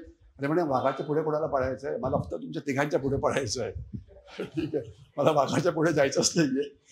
पहिल्याला खाल्ल्यानंतर तो थोडी माझ्यापर्यंत येऊन पोहोचणार आहे. तर हे जे कम्पॅरेटिव्ह मेरिट असतं इतरांच्या तुलनेमध्ये आपण कसं काम केलेलं आहे हे जास्त महत्त्वाचं आहे. ॲब्सोल्यूट म्हणजे त्याकरता आपल्याला म्हणजे त्याग द्यावा लागतो. एक 10-15 लाख 10-15 हजार जर भारतीय जे चोरीने तिकडे गेले त्यांना परत घेतलं आपण, तर ज्यांना सगळं टॅरिफ वॉर करायचं होतं, आयात कर युद्ध करायचं होतं आणि जे आपण परत आलो तर त्याच्यामध्ये आपल्याला अनेक अचिवेबल हे मिळालेले आहेत.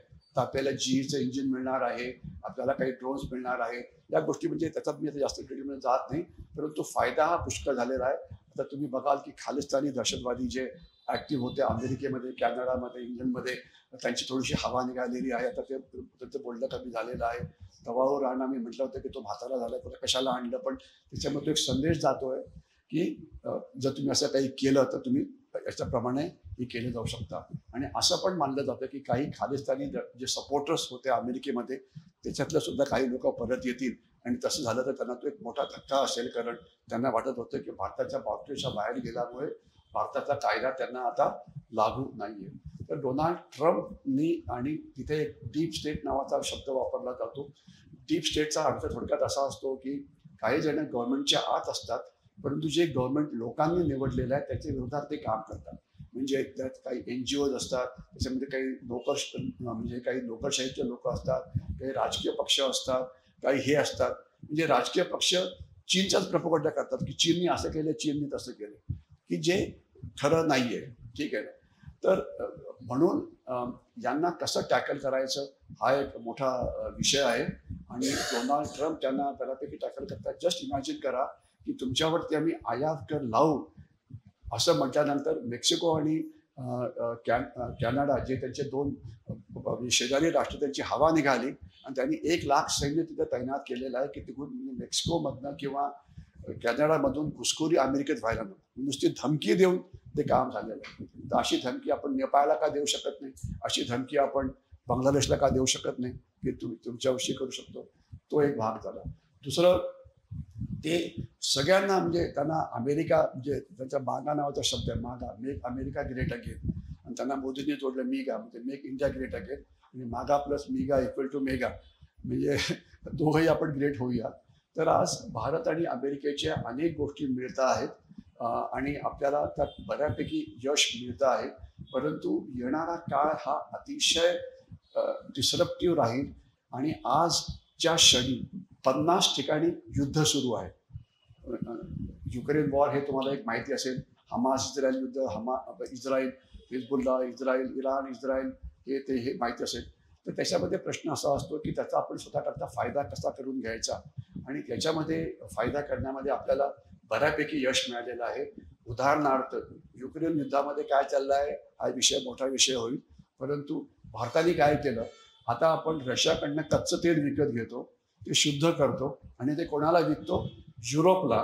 आणि युरोप आणि रशिया काय करतात, एक वेळाला मारायला उठले, म्हणजे त्यांचंच तेल घेऊन त्यांनाच परत करायचं, पण अर्थात ते रिफाईन करून. याला हुशारी म्हणतात किंवा याला इनोव्हेटिव्ह हे म्हणतात. आणि जयशंकरांना विचारलं म्हणजे काय होते ते तेल आता रशियाचं नाही ना, आता हे इंडियन प्रॉडक्ट बनलेलं आहे, तर प्रोसेस केलं तर ते इंडियन प्रॉडक्ट बनलेलं आहे ना. तर तो म्हणजे आपण केवढा फायदा करून घेतला. दुसरं तुम्हाला कल्पना पाहिजे की युद्धामध्ये 2 गोष्टी महत्त्वाच्या आहेत. एक तर युद्धामध्ये लढायला सैनिक पाहिजेत की ज्याचे कमी पडते आहे, युक्रेनला कमी पडते रशियाला. रशियाची पॉप्युलेशन 19 कोटी आहे, पण त्यांचे युवक लढायला तयारच नाही. ज्यावेळेला युवक सगळे पांढरे पेशे बनतात तर सैन्य हा त्यांचा विषय नसतो, त्यांना लढायला सैनिकच नाही आहेत. आणि दुसरा अर्थ पाहिजे दारुगोळा. कारण काय असतं की तुमच्याकडे शस्त्र असेल, समजा त्याला माहिती की रायफल असेल, तर रायफलचं आयुष्य 20-25 वर्ष असतं. परंतु जी रायफलची जी गोळी असते, बुलेट जी असते, ती एकदा फायर केली तर ती पुन्हा वापरता येत नाही, ती तुम्हाला नवीनच तयार करावी लागते. आता त्यांनी हजारो कोटी रुपयाचे मिसाईल्स फायर केले. आता गंमत काय झालेली आहे, आता रशियाचे सगळे मिसाईल संपलेले आहेत, युक्रेनचे सगळे मिसाईल संपलेले आहेत, युरोपचे सगळे मिसाईल संपलेले आहेत, युरोपची पूर्ण ॲम्युनिशन संपलेली आहे, त्यांची सगळी जुनी शस्त्र त्यांनी युक्रेनला देऊन टाकलेली आहेत. आता कोणाकडे शस्त्रच नाही आहे, म्हणजे शस्त्रापेक्षा ॲम्युनिशन नाही आहे. म्हणजे ॲम्युनिशन येऊ शकते, पण त्याकरता मग तुम्हाला पैसे द्यावे लागतील ना, आणि ते तुम्हाला फुकटात कोण देणार आहे. इमॅजिन करा, अमेरिकेचे सगळे स्टॉक संपलेले आहेत, ठीक आहे ना, म्हणजे आणि अमेरिका एक प्रचंड मोठा देश आहे, परंतु त्याचा फायदा आपण कसा करून घेतला. तर आपल्याकडे आता भारत फोर्ज नावाची कंपनी आहे, पुण्यातच आहे तशी ती, म्हणजे तशी ती गोष्ट अभिमानाने सांगण्यात येते.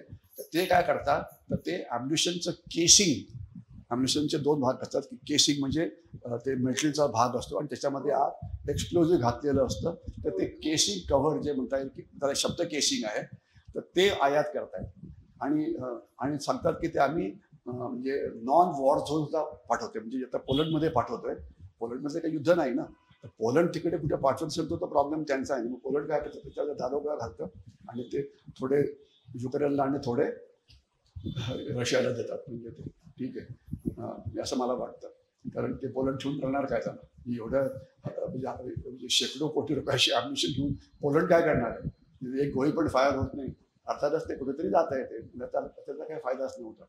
तर म्हणजे तसं म्हटलं तर हे काही इथिकली काही बरोबर नाही आहे, परंतु ते कुठली तरी ते म्हण आहे की काय युद्ध आणि प्रेमामध्ये सगळंच माफ असतं. तर प्रेमाविषयी जास्त सिरियसली घेऊ नका, परंतु युद्धामध्ये माफ असतं आहे, कारण युद्धाला काही हे नाही आहे. आणि ते खास तर चीन जे युद्ध लढतो आहे, त्याकरता आपल्याला अशा अनेक इनोव्हेटिव्ह गोष्टी लढायची गरज आहे. तर मला वाटतं मी आता थांबतो. आपण आपल्या सध्याचं युद्ध हे बऱ्यापैकी लढतो आहे, आणि जर काही आपल्याला सांगायचं असेल, काही बोलायचं असेल तर आपण थोडं बोलू शकतो. पण मी पुन्हा एकदा एवढं सांगितलं की या विषयातली माझी पुष्कळ पुस्तकं आहेत, ती तुम्हाला बाहेर मिळू शकतील. बांगलादेशी घुसखोरीवरती पुस्तक आहे, नक्षलवादावरती पुस्तक आहे, सागरी सुरक्षेवरती पुस्तक आहे. 3-4 पुस्तकं मी नंदूजींना देतो आहे, लायब्ररी जरा जरूर बघावं. आणि एक आपल्याला असं सांगता येईल की आता आपण ज्या वेळेला आपला कुठला समारंभ वगैरे होतो, तर त्यावेळेला फुलाचा बुके द्यायच्याऐवजी किंवा त्याच्याऐवजी अशी पुस्तकं द्यावीत की जी पुस्तकं काहीतरी नॉलेज प्रदान करतात. कारण काय बुके म्हणा, शॉल म्हणा, हे म्हणा, हे म्हणजे नुसतं त्याला काही त्याचं हे नाही आहे. म्हणजे पण पुस्तकाचं लाईफ 15-20 वर्ष असतं की जे लोक वाचू शकतात. तर मला वाटतं आपण इथे थांबूया. आणि काय